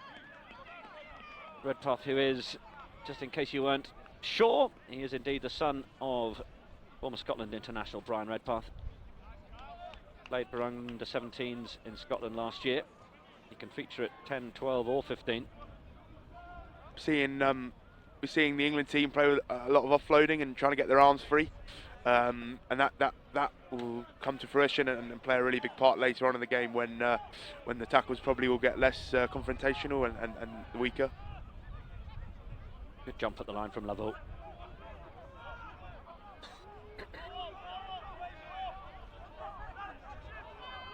Coming towards the end of that yellow carding, then we'll be back up to the full complement of 15 soon enough. But a bit of inaccuracy. Seeing both packs of forwards using the sack technique on the drive lineouts, and that's it's definitely playing a bigger part now. Now the rules have changed in the lineout, where you have to hand the ball back, not slide back to the back of the ball. Issue for France there, just getting caught driving into another one of his teammates. That's just forced the scrum, effectively the accidental offside.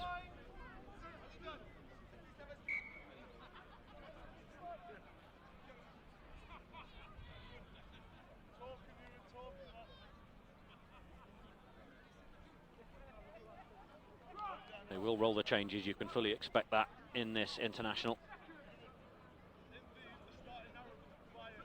We await the introduction of the France number 20, Walid Mamri.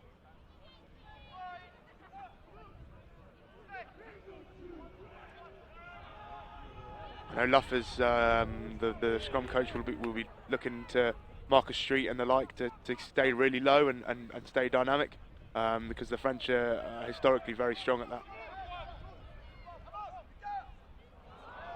Ball just, I was going to say just smuggled backwards, but the referee on the spot to say no, that went forwards. Dark clouds gathering on the horizon.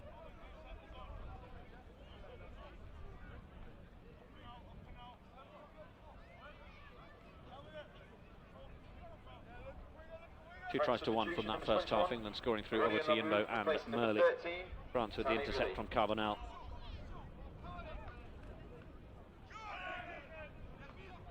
Still on fly half, can settle back into his role at 10 now that Baptiste Germain is back on the field.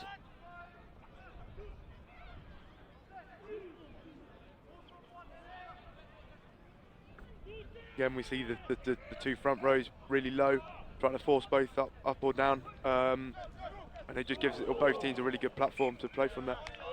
Really good hit from Ollie Morris, and it was just enough to put the pass off. Carbonell was suitably munched, and it made the pass go forward, so good line speed defensively as well there from England. Forcing France into errors.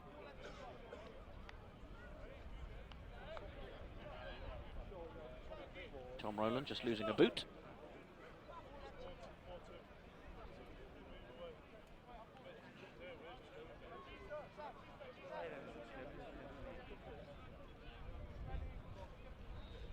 Just got a bit of time off. Over 1,500 people in attendance here at Aylesbury, which is wonderful to see for this under-18s clash. Don't know if the numbers included that dog right at the centre of your screen, but not even watching the game. Come on. No, something interesting to sniff.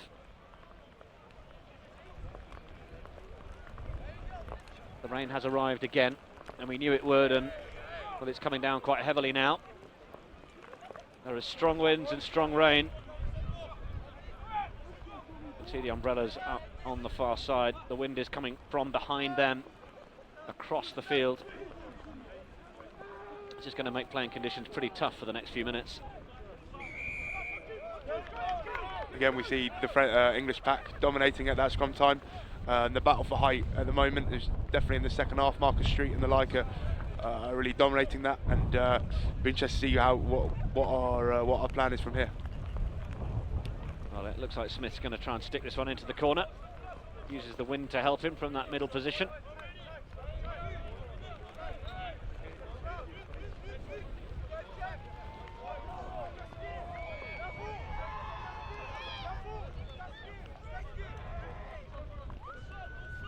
England line out. You can see Porter just loitering at the front in there.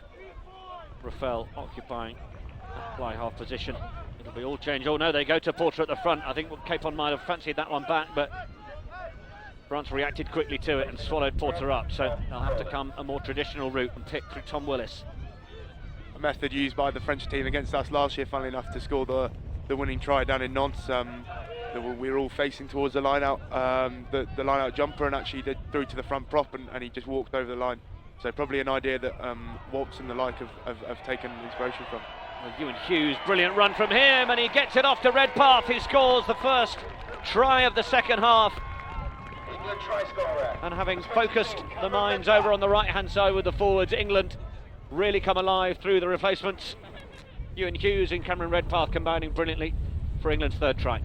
That all comes from the Hughes and going hard at the line and moving, seeing a mismatch and moving the defender. Russell Earnshaw told me, another Bristol lad, you know, he's come late into the setup, but he's got unbelievable feet and great skills, so expect to see more of that as the game goes on.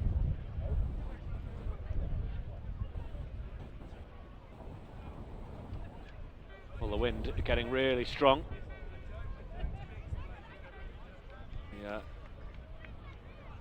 Quite a challenge for our cameramen out on their tower, so they're doing a pretty good job. There they are up there.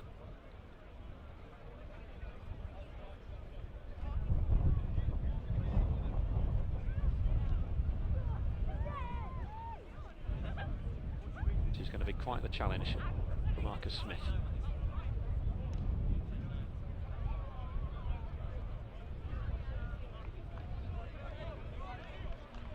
So here's another look at the try.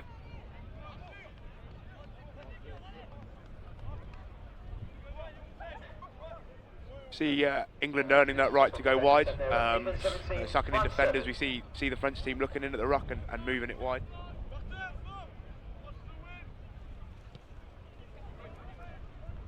France with the restart.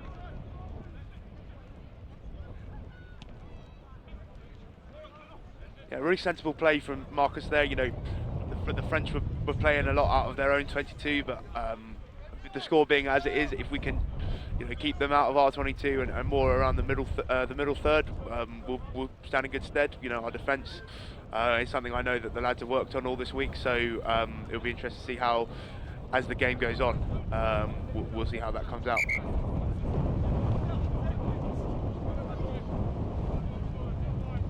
With Jean-Baptiste Gros on the field at the front there, outside the backs of Jourdan and Lamardelay. It's Lamardelay who's going to be the one to go. England challenge it in the air though.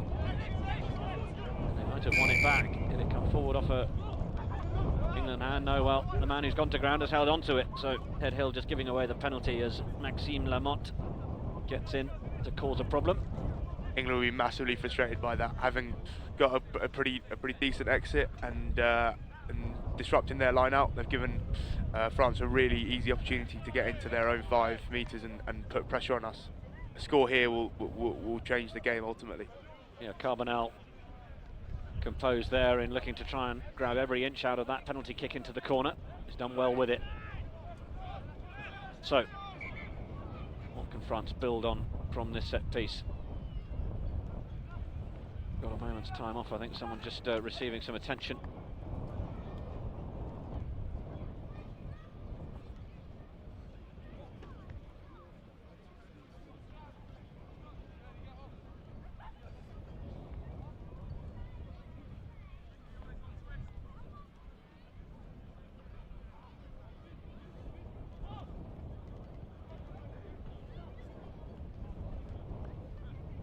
See Mark Luffman coming on there, probably just giving the lads a bit of advice and some messages on. We've already seen the hooker come into the 5 metre channel, so again looking for the French to peel from the front.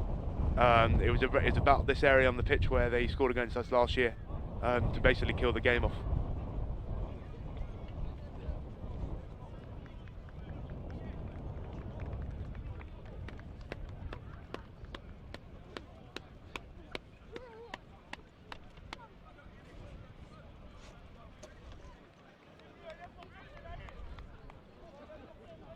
So just a bit of treatment for one of the England players. And replacing number 10, Marcus Smith, is number 11, Caden Merlin. It's Marcus Smith.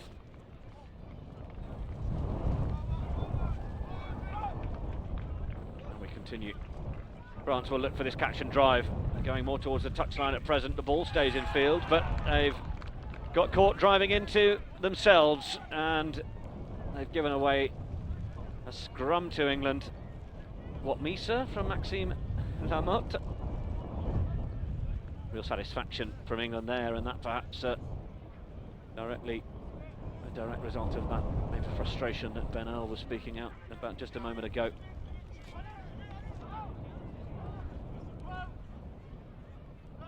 Really important that England here get a clean exit and try and get out, whether that be through hands or with the boot.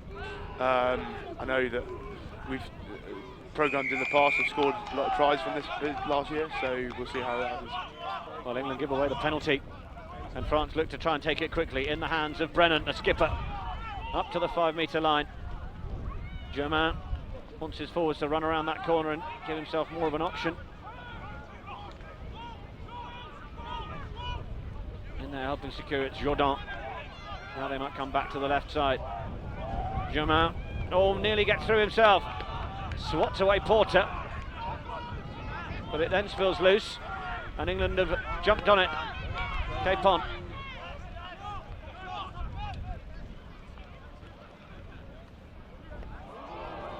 It's just a little bit loose. Ollie Morris is going to have to try and tidy it up. Touches it down. England having carried it over, give away the 5-metre scrum. I suppose you've seen the good and the bad there of players trying to express themselves. We've seen France playing with massive direction from their 9 and physicality, and then we've seen them trying to go the length, when actually the most sensible thing probably there would just be to get it off the pitch or just to relieve pressure and use the boot. So here we see a bit of inexperience from the teams. England making changes then. James Scott and Sean Raffel leaving the field. Josh Basham and Charlie Wright coming on. Sean Raffel. Perhaps England just missing that decision making from Marcus Smith there in that last passage of play to follow up and safely get that ball off.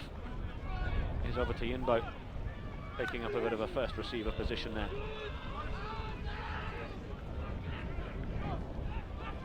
France pick. It's a big mismatch as Lamardele tries to go through Porter. He stood up to him really well, Porter, almost half his size. France come again. Brennan, they could be through. No, just stopped short. England fan out on the defensive line again. What's Germain going to do? What are his options? Wants to try and get his forwards to regroup. Brennan goes again.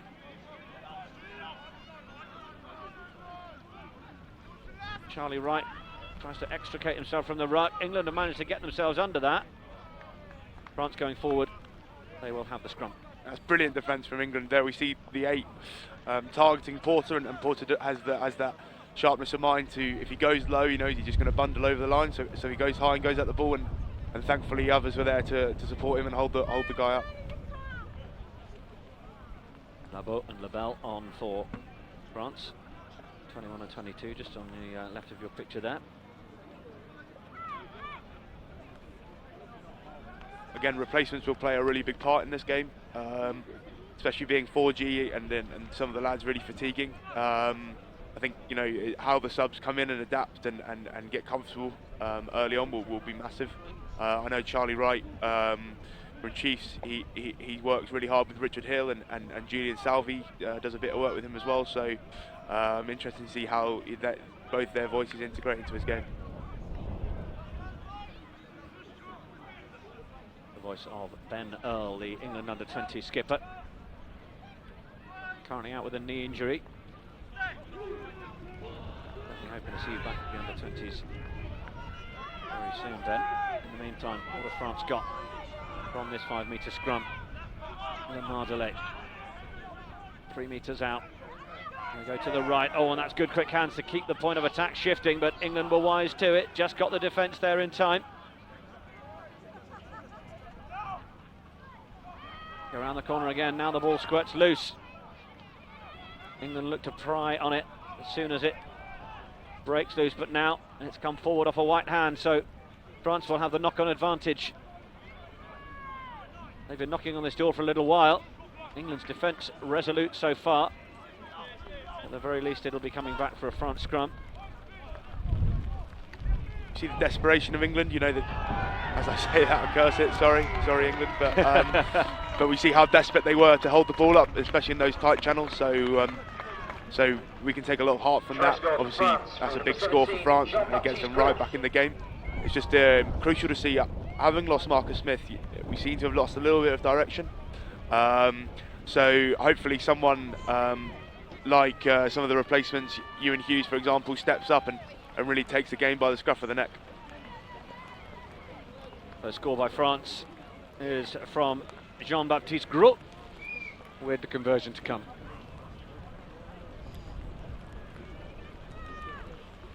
See the rain really starting to come down now, and that will play a massive part in as long as the game goes on. Obviously not underfoot, but the ball will get really greasy. So expect to see some more handling errors.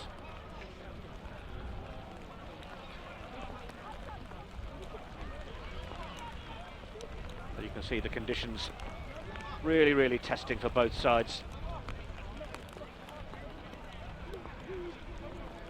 Carbonell. Great to see so many people still braving the conditions. What's even better is Seashore carrying a pair of shorts. How's he doing that?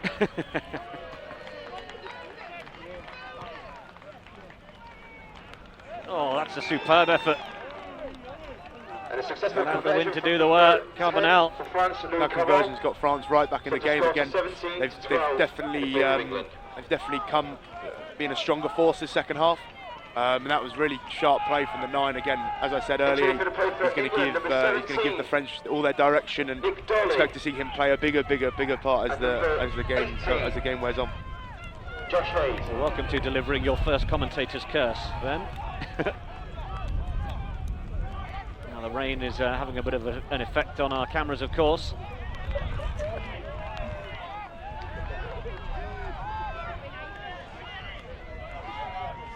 England with possession, setting it back. Can they go again? Strachan, little look inside.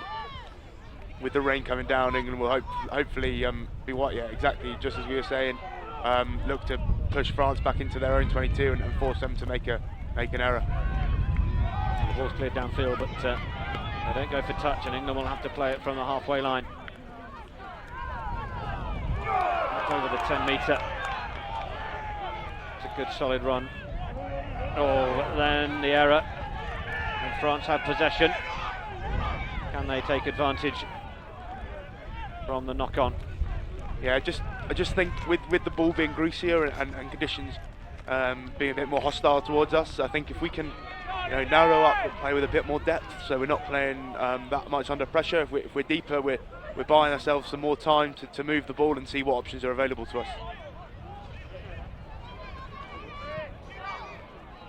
Oh, we do apologise, the conditions are really testing us here at Aylesbury. Really strong wind, almost horizontal rain. We hope you can appreciate that we're doing everything we can to bring you these pictures as England pick and go down the short side.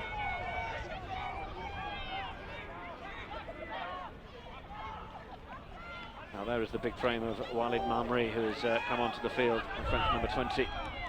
Maybe see him carrying in due course, but it's England with the ball at present.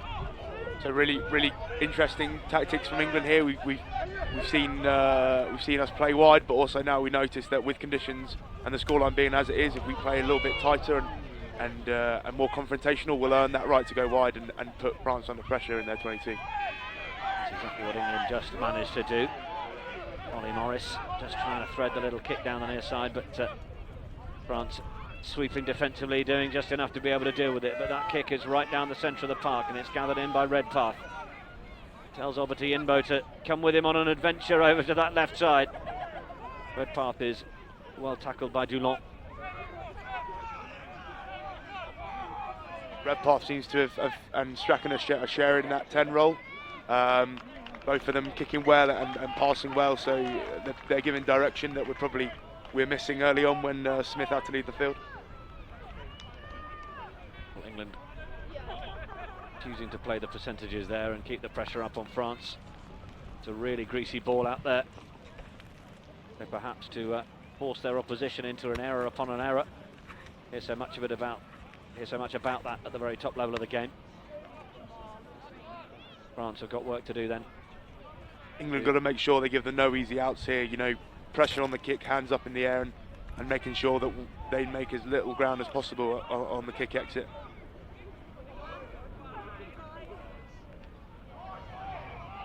Ball is in.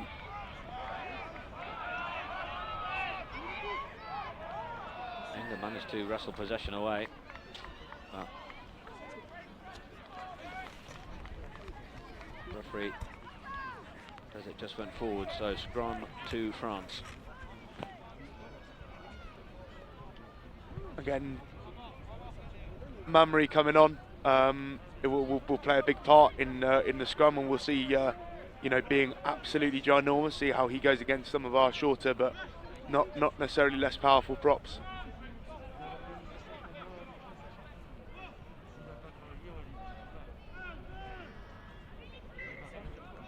Well, if this game was going on outside your bedroom window, you would be having to look through the rain at it, and well, that's the challenge that we have this afternoon, with the rain coming down on our camera position, as you can see. Brave men. 5 points between the two sides into the last 20 minutes of the match.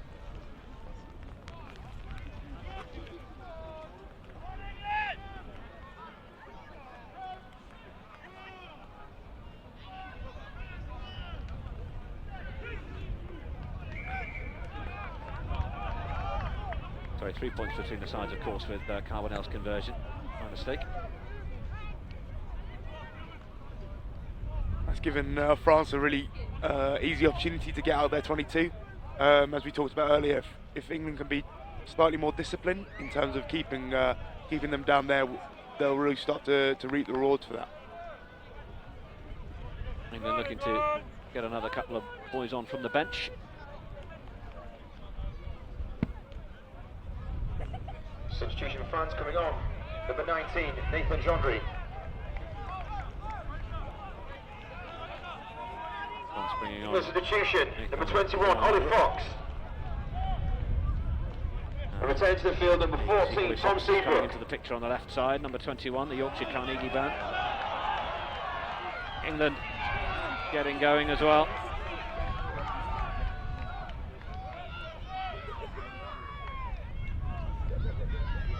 Oh, and then breaking through the back. It's Charlie Wright with the score. There's John Fletcher just on the end. An interesting note that Fletcher told me, in fact, that they've worked on where the coaches stand in these games and at this age grade, because well, many teams end up with coaches or parents behind them, and from that position they get a really good view of the game, and therefore perhaps some of the feedback that's coming through to the team is from a loftier perch, which is maybe not what helps the players. So the coaches now will stand at the other end, encouraging the team to come forward and to play their game, which is just one of those little nuances that, in terms of how players are developed and the sort of critique that they're given from the touchline, can be managed. It's great to see how England have evolved in the second half, having lost Marcus Smith pretty early. Redpath and Strachan are giving us real direction, and the tries come from his pass there, splitting the defender and Charlie Wright finding a loose tackle and going through. Great finish.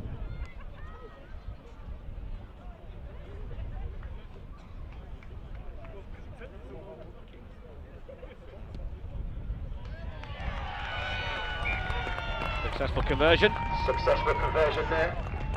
Number 22, Cameron Redpath. A try. We see how Redpath steps up and Wright splits the defender and probably two pretty weak tackles that I think France will be pretty disappointed with, but we see the energy and the excitement that England get from scoring that try, and that really gives them a massive foothold in this game with 15 minutes to go.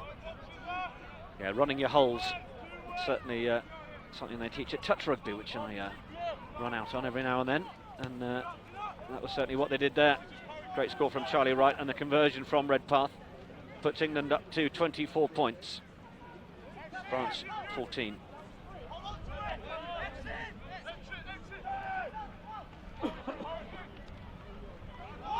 England got to make sure they don't play too much in this area of the pitch, and really just give us a clearer exit of and giving us a field position which we can play from. Well, they seem determined to run a little more with ball in hand. Nick Rigby, the man who got going there. from Warwick School. Warwick, of course, who appeared on our live stream on englandrugby.com yesterday, winning their way through to the Under-18 NatWest Schools Cup final.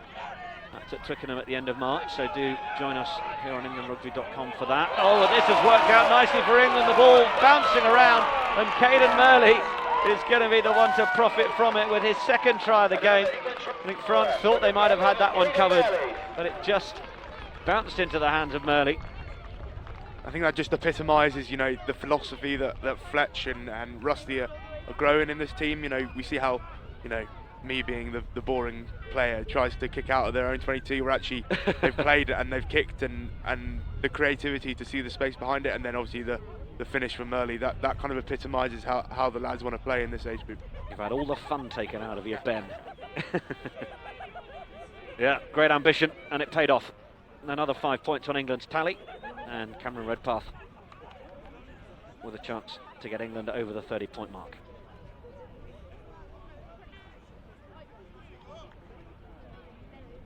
The monsoon, incidentally, has abated to light rain. Redpath made all the difference since coming on. Obviously losing Marcus Smith, as I've said, is a massive blow with a man of his experience, having played in the 20s and playing sevens at such a young age. But Redpath's really stood up, and I think it'll be a force to reckon with in the years to come. Great conversion from him as well. So England 31, France another successful conversion there for the 14, and this was how the try came around. It was Redpath who put the chip forward, and France decided to go back. Guo was chasing. There was a bit of a mix-up from Namadale, and Ewan Hughes was on Murley's shoulder, but he wasn't needed. Nothing that Matisse Lebel could do either. And England are cruising at Osler's Field. It's great to see, all the lads being on the same wavelength. With that kick, you had Hughes, Murley, even some of the slower forwards, flooding through, which is brilliant. And it's scary to think how they'll go, having played 5 or 6 weeks together in the coming months. Namadale carries for France that time. They get the penalty and they tap and go quickly. Couple of dummy runners cutting back inside, then it's Aurélien Lambot, supported by Jean-Baptiste Gros. They come to the left. Oh, bit of sit down from Sven Bernat. Guo, replacement scrum half, and there is the big man. We've not seen too much of Mamri so far. Ted Hill made the right decision there, going low, taking his legs. You can't run without legs, so obviously if you take both of them, or at least one of them, you're going to slow them up for other people just to pile in.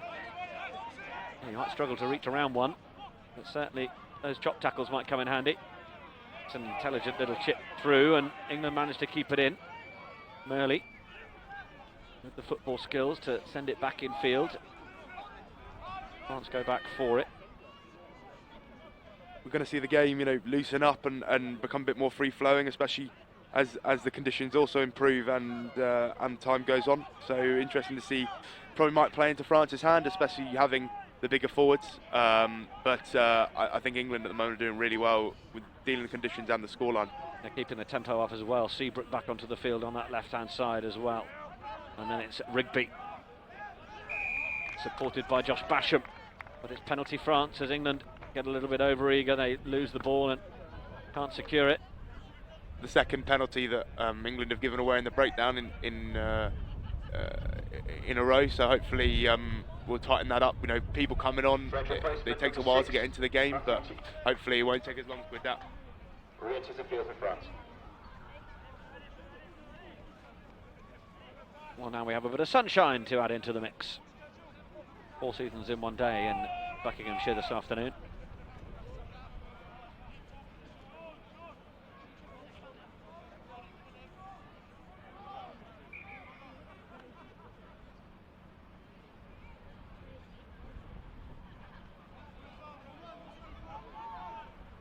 Seen Sean Raffel at 9 off the line-out, so the thought behind that is, he's obviously a very good tackler and he's good over the ball, so hopefully having him connect up with the 10 will give us a chance to get a turnover and make a more dominant tackle. Well, there might have been a call for a not straight line out there, but the referee happy enough to allow play to go on. Knock on from both sides, but we're going back. Penalty at the line out.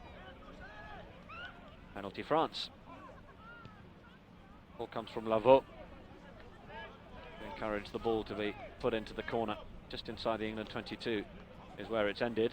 I think Lavaux is asking questions of the assistant as to why he hasn't got a few more yards down there. But some defensive work for England to do at the line out once again. They've spoiled it a couple of times, and they do so again. Ramon Giarivoni wants to get this one in. England do spoil, stealing it at the front. Hill takes another little commando roll or two to secure the ball and take another few yards through Nick Dolly.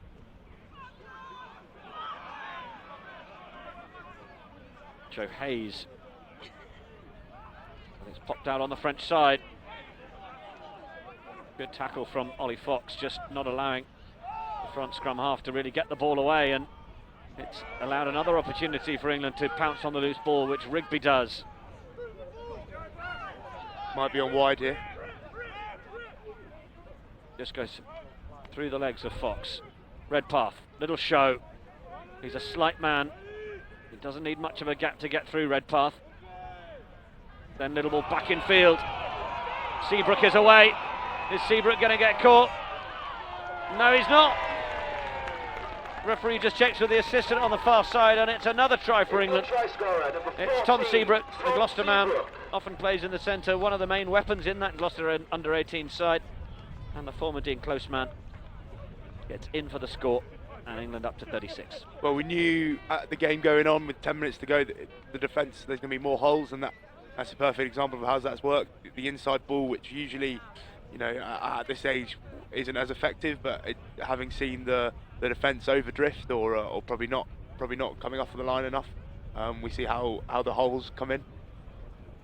You see the big man, number 20, probably not filling the gap they should have done, and once you give someone like Seabrook that kind of space, you're going to be in trouble. As if Marmry is in the space, there's not going to be a lot of room, but if he's not in it, he's not going to get into it terribly quickly. The big French replacement. So here's a challenge for Redpath. He's 2 from 2 so far. The wind is still coming from that far side. Tricky conversion effort.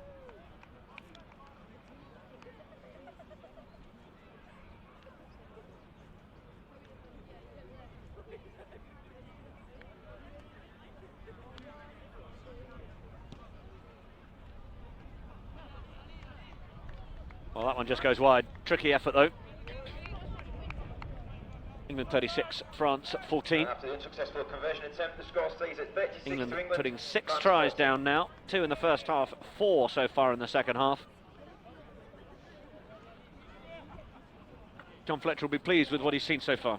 Yeah, massively. I think you know, the resilience from us having been 17-14 up and really that not reflecting the trueness of the game. You know, I think will be really hard, take a lot of heart from the way we played since then. Scored a lot of tries, or some good tries. Robert Yinbo popping up on the inside. That was really good from England, and they get the penalty. They want to take it quickly.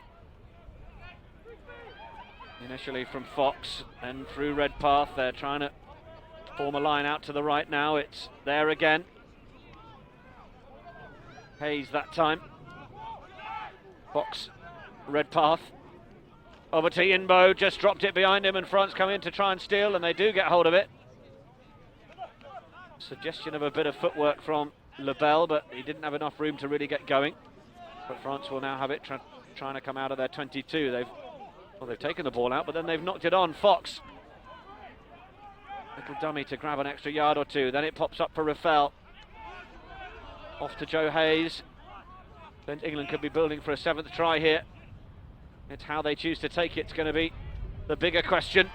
It looks like it's just going to be an effort of going through the hands and finding Ted Hill, who dives over in the corner. And it is try number 7 for England.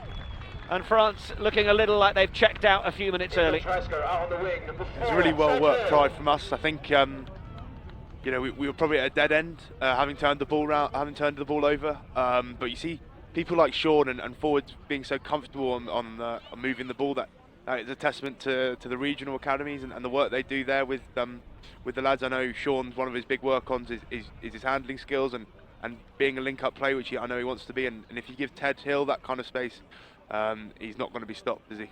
Credit to Nick Dolly as well, keeping that ball moving. Our Sharks man, it's a Sydney boy, got English grandparents, so he's come over to try his hand at a bit of rugby on a March Sunday in Aylesbury in the wind and rain. I think I'd rather fancy a Sunday in Sydney, if I'm honest. Probably want an afternoon on Bondi, wouldn't it? Yeah, that would be very attractive.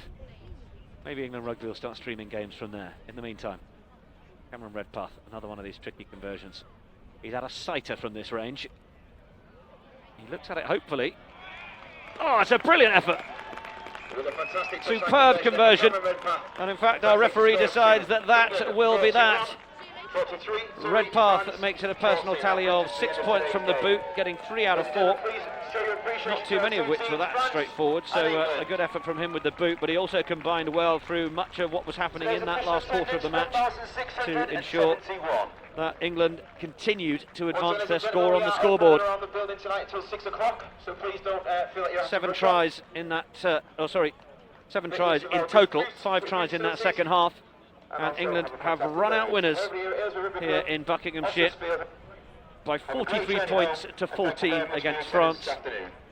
And although we might expect quite a few changes as they rotate the under-18 squad for next week's game against Scotland, well, Ben Earl, England under-20s captain, that's job done, and a real chance to have allowed many of these players to express themselves, the chance of which it looks like most of them have taken. Yeah, I think massively. I think in the first half we saw some nerves, and rightfully so. You know, it's a big occasion playing for your country, and I think the second half the boys really understood what it meant, and they knew that if they work hard enough and then they just get the freedom to play, and there's no pressure on them really. They can try whatever they want, and if it works, it doesn't work. It's just a friendly environment. It's positivity. It's everyone working for each other, and I think, you know, we can look at this team, think they're a real force. They're obviously off to South Africa in the summer, but they've got this Five Nations tournament in the Easter as well to compete for. Well, 1,600 people down at Ostlers Fields to watch the England under-18s triumph against the France under-18s. Looking really good at this age group. There'll be plenty more to come from these players. And, well, let's just have a look back at some of those scores that have gone down this afternoon. In the first half, well, Marcus Smith was orchestrating things beautifully for that first 35. And it was Elliot Obata-Yinbo sucked in the 2 last French defenders after England's forwards had pulled the French over into that right corner, opened up the scoring, got England off the mark. Sun was shining and it was dry then. Memories. The next one, well, Caden Murley was on the end of this, but it was brilliant work from Strachan onto Tom Willis.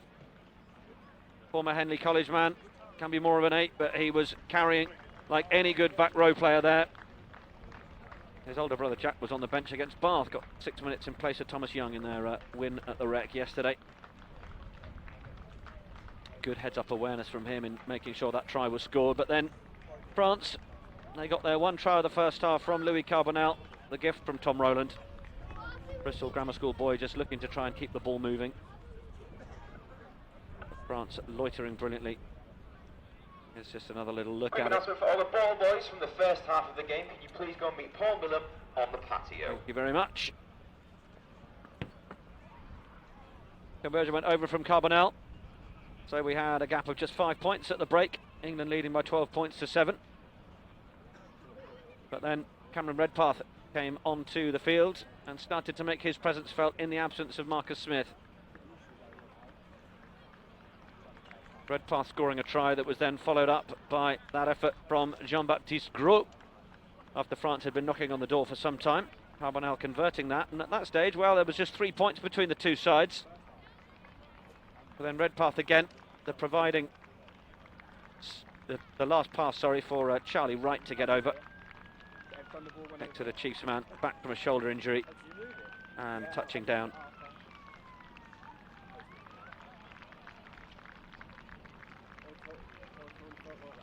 Then the bounce of the ball allowed Caden Murley to get a try in the second half to go with his try in the first.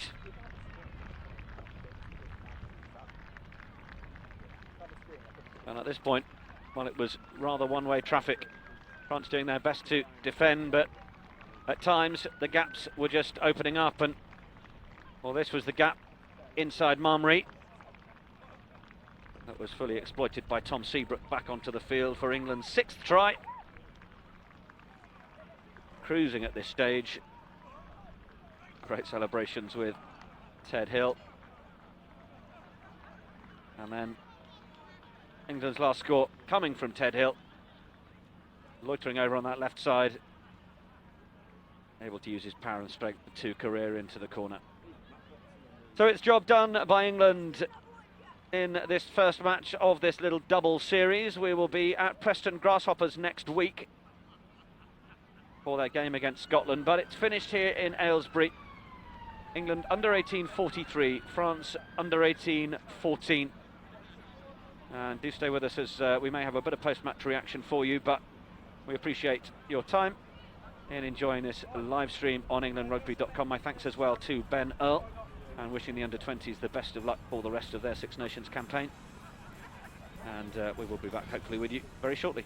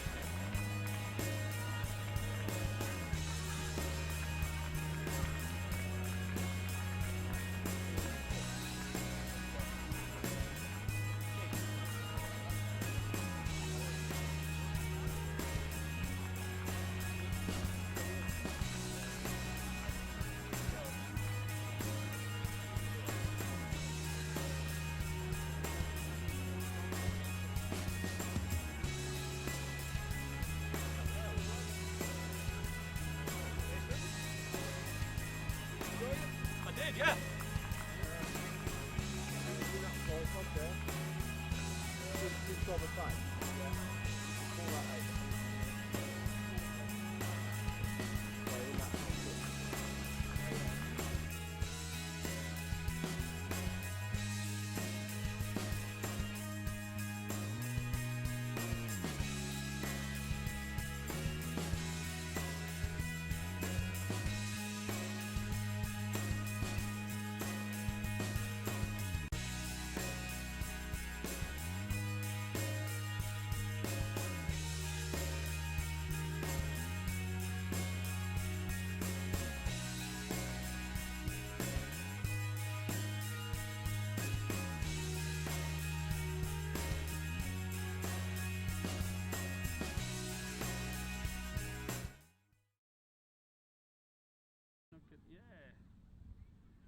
Well, I'm here with John Fletcher, and John, it looked like job done for England out there.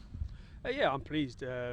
We scored some really good tries, and we pretty much try to play how we train. That doesn't always happen. Sometimes some of our best stuff is actually in training. However, I thought this week, we've trained really well and we've actually put it onto the pitch. Ben Earl said in co-commentary that it was great to see the forwards looking up and looking at the opportunity to shift the ball. Those are the sorts of qualities that you want to see in these players, the chance to play a bit of heads-up rugby and express themselves and look for those opportunities. Yeah, it is. I mean, it's always a challenge to the low numbers to try and get them with their heads up and trying to play. Again, that is how we train. We're irrelevant of the number on your back. We just look at the pictures in front of you and then make the appropriate decision. So you've now got a week to build up to the game against Scotland. There'll be some new personnel coming into play. What will you be working on over the course of the next week with what limited time you'll have with the boys? We'll make quite a few changes just to give some of our players obviously an opportunity, and just the same old really. I mean, we just concentrate on ourselves. We play how we want to play within the performance pathway, and hopefully we'll get a similar performance next week. Finally, was that the sort of result you expected out of the game, or was there any more or less than you thought you might see from the boys today? I thought the scoreline was probably an indication of the game. However, it doesn't always go your way. How we want to play, lots of ball movement, players making lots of decisions for themselves. Sometimes it doesn't quite work. However, it went really well today. Yeah, despite the conditions, we saw plenty of rugby and plenty of tries. Good entertaining, under-18 stuff. We look forward to more next week. Well done today. Thank you.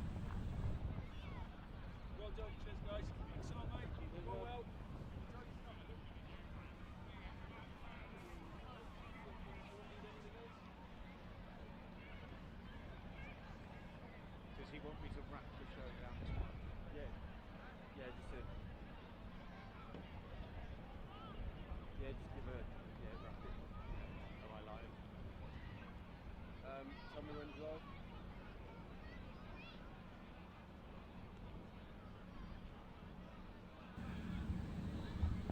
So good to hear the thoughts of John Fletcher as that round up our coverage here at Aylesbury. The sun is shining once again. We saw the elements coming in pretty heavily, but England scoring 7 tries against France here at under-18 level. Do join us again here on englandrugby.com for more live streaming coverage. We will be back again next week, of course, with the England under-18s against Scotland. But for now, from all of us here in Buckinghamshire, have a very enjoyable rest of your Sunday. Bye-bye.